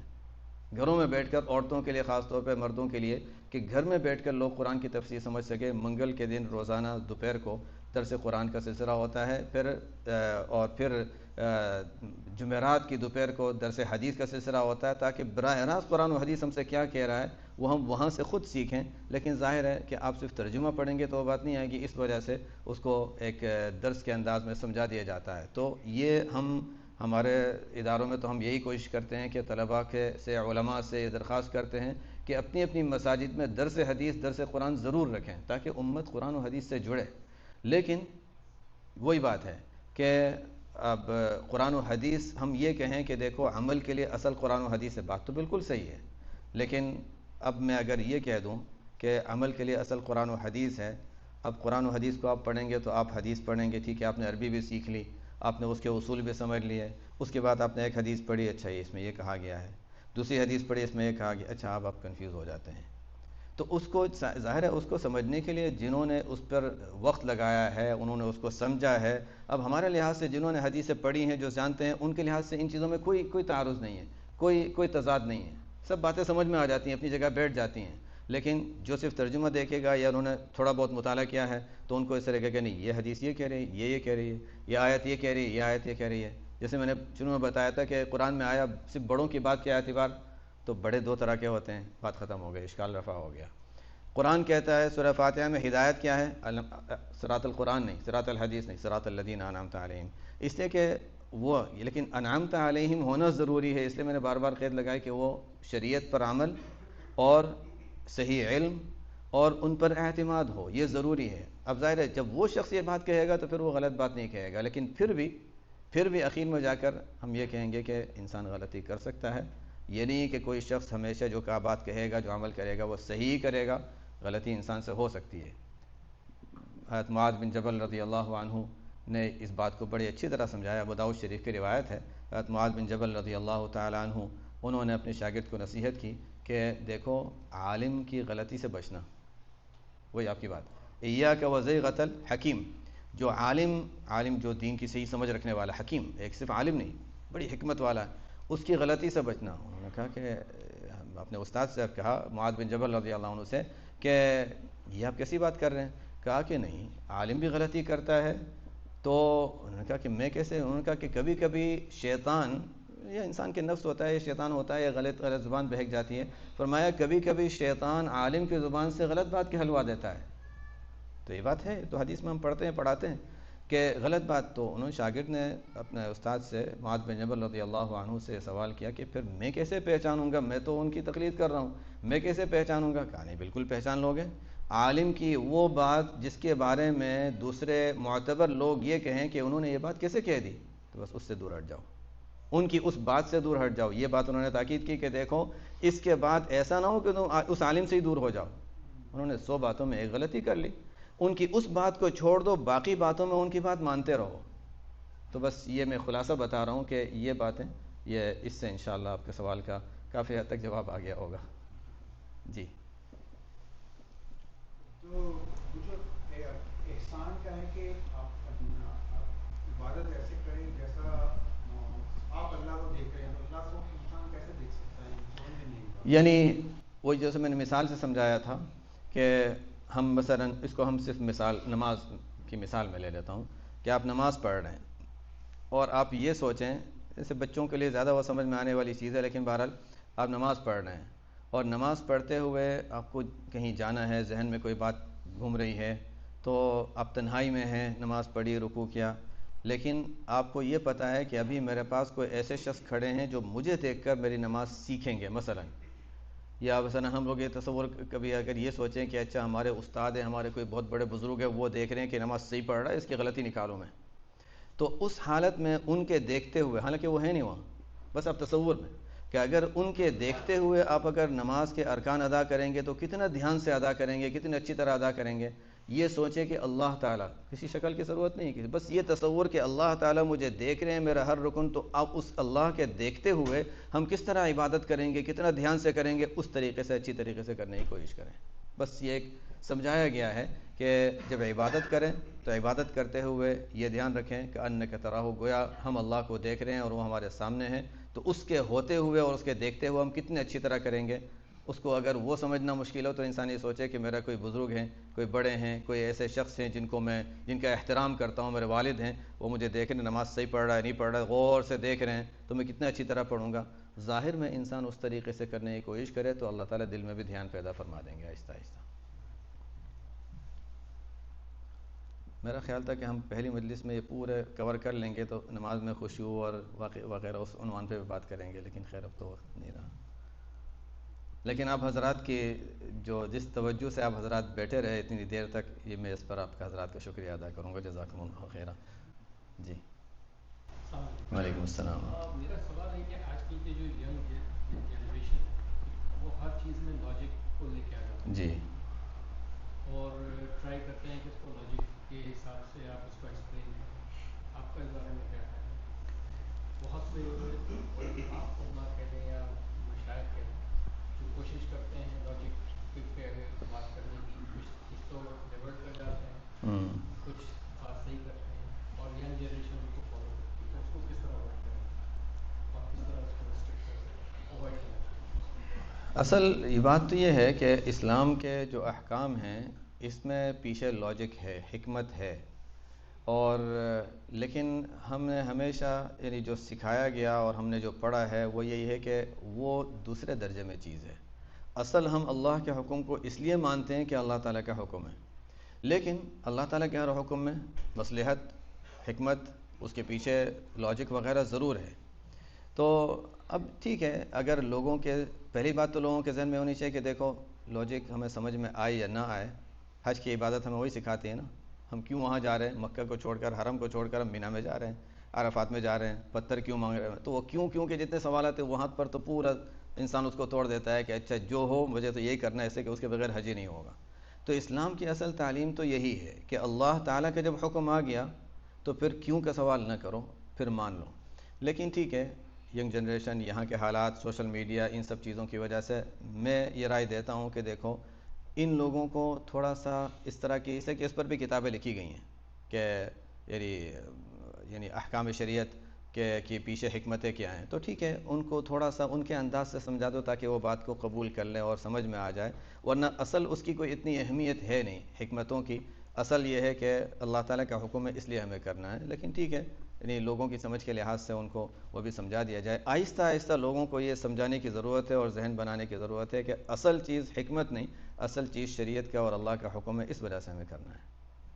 وہ ایک غلطی ہے جو ذہنوں میں آ رہی ہے اور اس کو آہستہ آہستہ اس کو نکالنے میں دیر لگے گی، اس لیے کہ ذہن میں جو ڈالا جا رہا ہے وہ بڑی قوت سے ڈالا جا رہا ہے. ورنہ اسلام جس کو کہا گیا نا کہ ابراہیم علیہ السلام کو خواب میں دکھا گیا بچے کو ذبح کر رہے ہیں، اسماعیل علیہ السلام نے بھی فوراً قبول کر لیا. اور اس کو جب ابراہیم علیہ السلام اسماعیل علیہ السلام کو ذبح کرنے کے لیے جب لیٹاتے ہیں، چھری چلاتے ہیں، اس کو اللہ فرماتے ہیں یہ ہے اسلام. فلما اسلم وتلہ للجبین، تو اس کو اللہ تعالیٰ نے فرمایا یہ اسلام ہے، جہاں بالکل عقل کے خلاف کوئی بات ہے، عقل میں بالکل آنے والی بات نہیں ہے، لیکن اللہ کے حکم کے ہونے کی وجہ سے وہ مان رہے ہیں. تو اصل تو اسلام اگر دیکھا جائے تو پوری طرح وہ ہے، لیکن وہی ہے کہ یعنی آہستہ آہستہ اس کو ذہنوں میں لانا اور اس کو سمجھانا، اس میں ظاہر وقت لگتا ہے.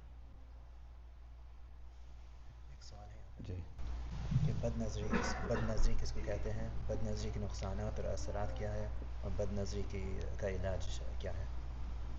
سوال تو بہت اہم آیا عورتوں کی طرف سے، شاید اپنے مردوں کے لیے ہوگا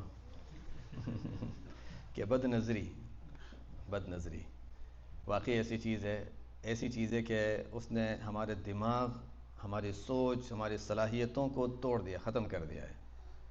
نبی کریم صلی اللہ علیہ وسلم نے فرمایا کہ النظر سہم من سہام ابلیس مسموم، کہ انسان جو بد نظری کرتا ہے تو بد نظری شیطان کے، ابلیس کے تیروں میں سے ایک تیر ہے، وہ تیر بھی ایسا جو زہر والا ہو۔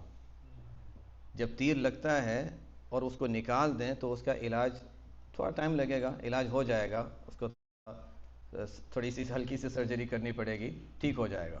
لیکن اگر زہر ہے تو زہر اندر جائے گا، اب اس کے لیے دوائیاں کھانی پڑیں گی، پتہ نہیں اینٹی بائیوٹک وغیرہ سے وہ مسئلہ حل ہوگا یا نہیں ہوگا، لیکن پہلے زمانے میں حکیم ہوا کرتے تھے جو طرح طرح کی دوائیاں دیتے تھے تاکہ اس کے زہر کے اثرات نکل جائیں۔ بہت اچھی طرح آپ صلی اللہ علیہ وسلم نے اس کو سمجھایا مختصر لفظوں میں، یہ کہ زہریلا تیر ہے۔ جب انسان بد نظری کرتا ہے تو آنکھیں گناہ کرتی ہیں، ٹھیک ہے، آنکھوں کا گناہ ہو گیا، اب انسان کو احساس ہونے میں نے غلط کیا، توبہ کر لیتا ہے، لیکن زہر تو اندر باقی ہے، وہ زہر اندر باقی رہتا ہے۔ اب نماز پڑھ رہا ہے تو نماز میں دھیان نہیں رہتا، خشوع ختم ہو گیا، کوشش کر رہا ہے لیکن نہیں، ذہن میں کبھی کبھی وہ تصور آ گیا، کبھی کچھ، وہ ذہن جو ہے وہ انسان کا چونکہ زہر کے اثرات اندر آ گئے تو انسان کی یا تو عبادت کا دل نہیں چاہتا، عبادت کر لی تو عبادت میں دل نہیں لگتا، یا انسان کسی اور گناہ میں مبتلا ہو جاتا ہے۔ یہ ایسا زہر ہے کہ انسان کو ایک برائی سے دوسری برائی، تیسری برائی، اور انسان کی دماغی صلاحیت، ہمارے بہت سے بچوں کی جو دماغی بہت تیز ہوتے ہیں اور ان کو یاد نہیں ہوتا، اب دماغی صلاحیتیں جو ان کی کم ہو رہی ہے، سمجھنے کی صلاحیتیں کم ہو رہی ہے، اس کی بہت سی مرتبہ یہ بڑی وجہ بن جاتی ہے بد نظری۔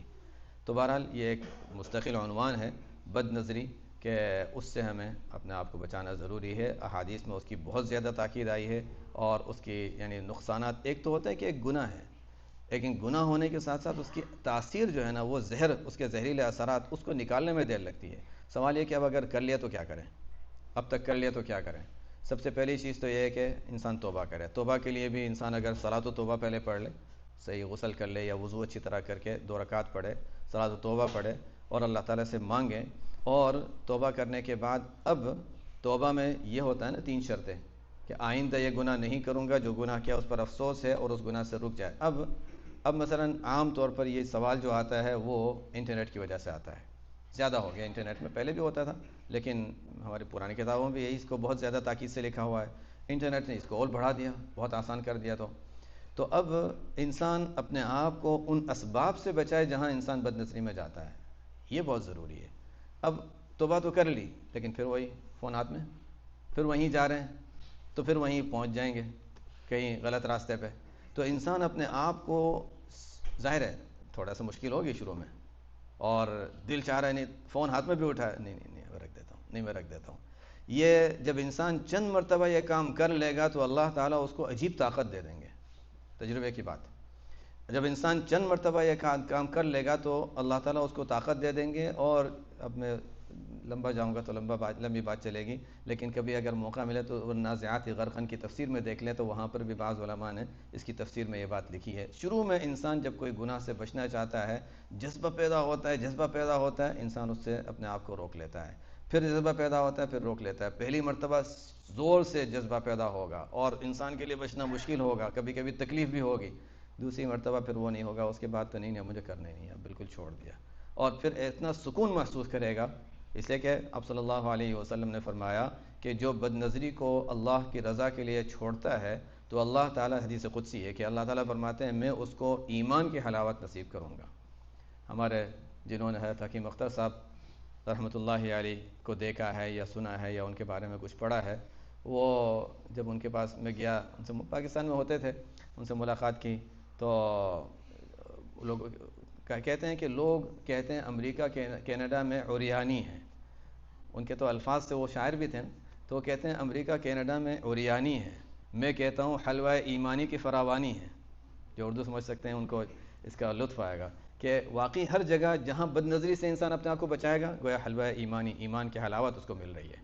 تو ہمارے پاس موقع زیادہ ہیں لیکن اپنے آپ کو پیش نہیں کرنا ہے حلوہ حاصل کرنے کے لیے، بس اتنا ہے کہ کہیں بد نظری کا موقع آتا ہے اپنے آپ کو بچا لیں تو انشاءاللہ اللہ تعالیٰ کی طرف سے ایک انسان کو مزید حلاوت اور قوت حاصل ہوگی۔ اب بد نظری کر لی تو پھر ظاہر ہے اس کے نقصانات ہوں گے۔ اب توبہ استغفار اور پھر اس کے لیے انسان مزید کچھ اعمال بھی کر لے، جیسے کہ صفائی کرنی ہے نا، اندر کے زہر صاف کرنا ہے، تو مزید کچھ اعمال بھی کر لے، کچھ تلاوت کا اہتمام، کچھ مزید سجدوں کا اہتمام، کچھ مزید دعاؤں کا اہتمام، اور خاص طور پہ اگر آنکھوں سے انسان آنسو بہا لے تو وہ تو انسان کے بہت سی گندگی کو صاف کر دیتے ہیں. تو یہ چیزیں ہیں، اس سے انسان انشاءاللہ آئندہ پھر محفوظ ہو جائے گا.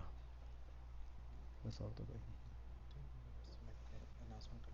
جی. At the table where the snacks were, upstairs for the men, downstairs for the women, there is a poster, 2 of them. One of them is for Darul Uloom Canada. On there, there's 3 QR codes. Mufti Sahib is coming to us from Darul Uloom Canada, so if you want to support the institution, the QR code is there. You can click that and donate. Second QR code is to follow him on a Telegram group. Mufti Sahib, as he mentioned, once a week he does tafsir, he does different talks throughout. If he's giving talks at other places, those will be there as well. So if you want to follow him, as many of us already do, you can hit that QR code. It'll take you to the Telegram link directly. Next to that is another poster. This is for Ashrafiyya. If you mashallah, everyone comes and says this was excellent and we benefited a lot. But if you can assist us as well, and the greatest assistance is just to follow us, just to be with us, make dua for us. And if you want to donate, that's fine as well, but just make dua and support us in whatever way. Inshallah, we'll continue to do this. If the community wants it, we'll bring it, inshallah. And we'll ask Mufti Sahib to come back again as well, inshallah. So we'll finish with dua. And,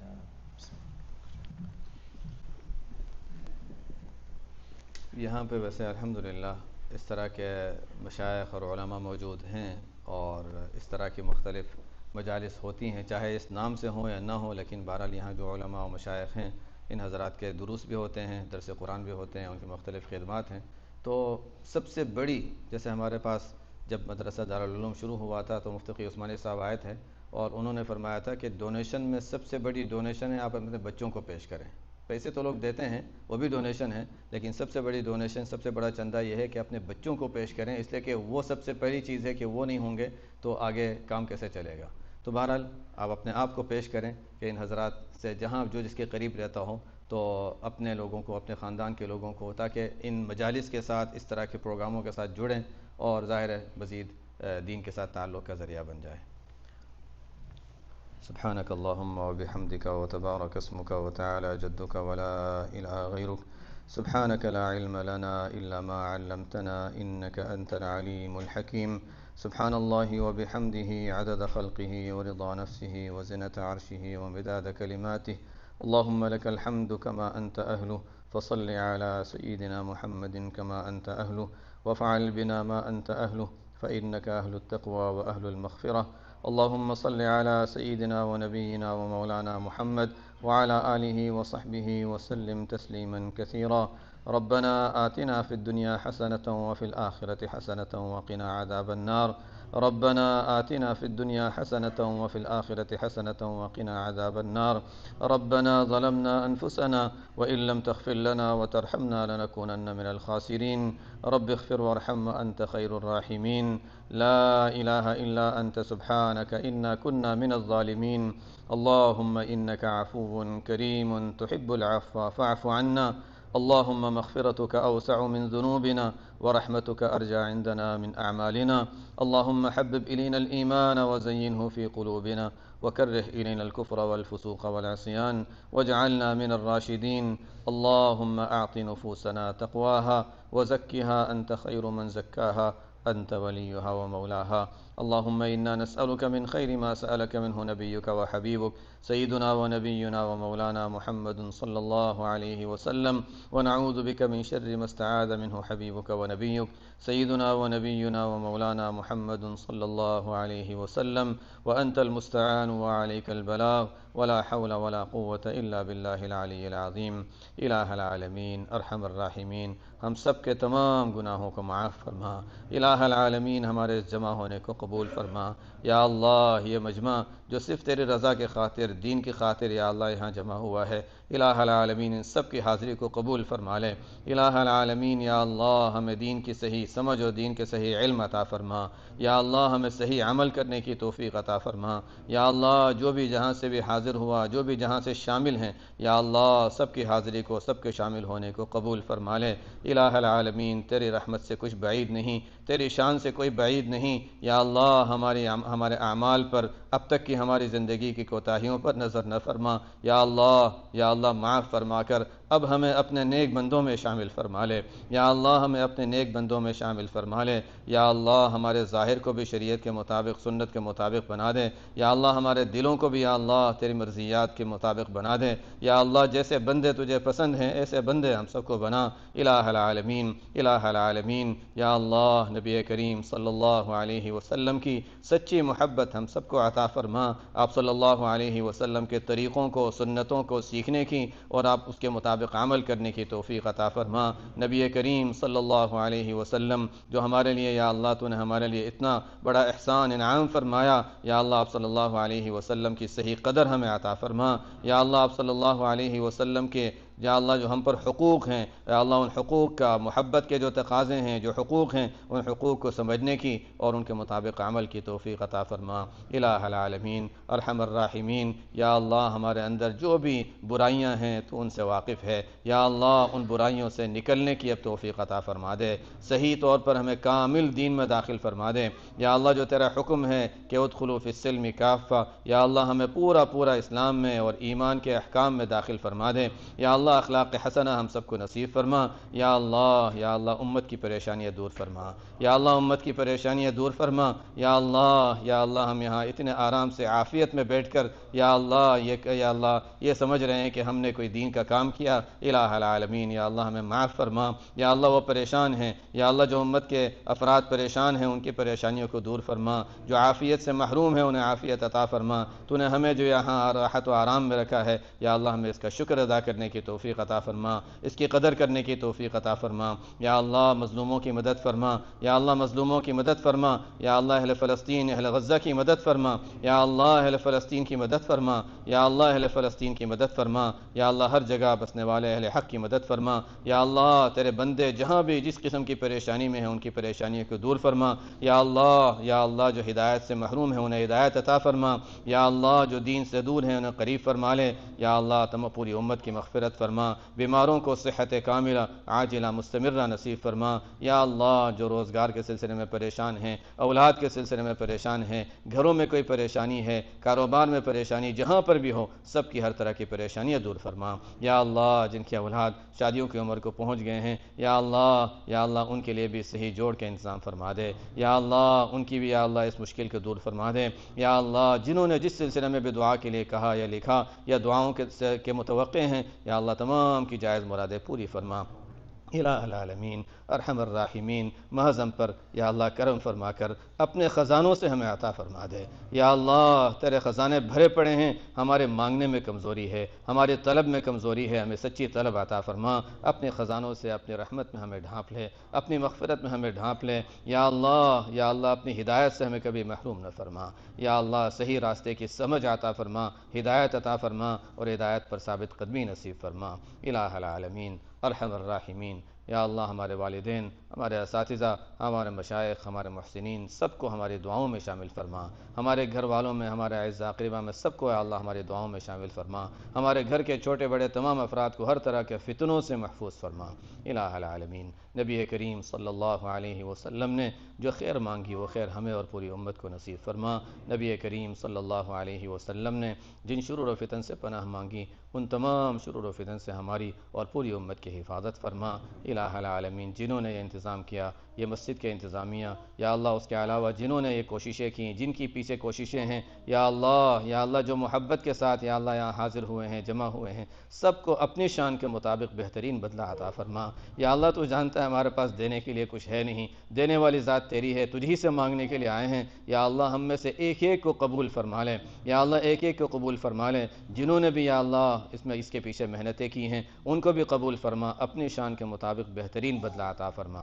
یا اللہ تجھ سے بس یا اللہ یہ درخواست تجھ سے یہ بھیک مانگ رہے ہیں کہ یا اللہ ہمیں اپنی ہدایت سے محروم نہ فرما اور ہمارا یہ جمع ہونا آج کا جمع ہونا اپنے رضا کا ذریعہ بنا دے. ہمارے اس جمع ہونے کو اپنی رضا کا اور دین سے تعلق اور قرب کا ذریعہ بنا دے. ربنا تقبل منا انك انت السميع العليم وتب علينا انك انت التواب الرحيم. وصلى الله تعالى على خير خلقه سيدنا ونبينا ومولانا محمد وعلى آله وصحبه أجمعين برحمتك يا أرحم الراحمين.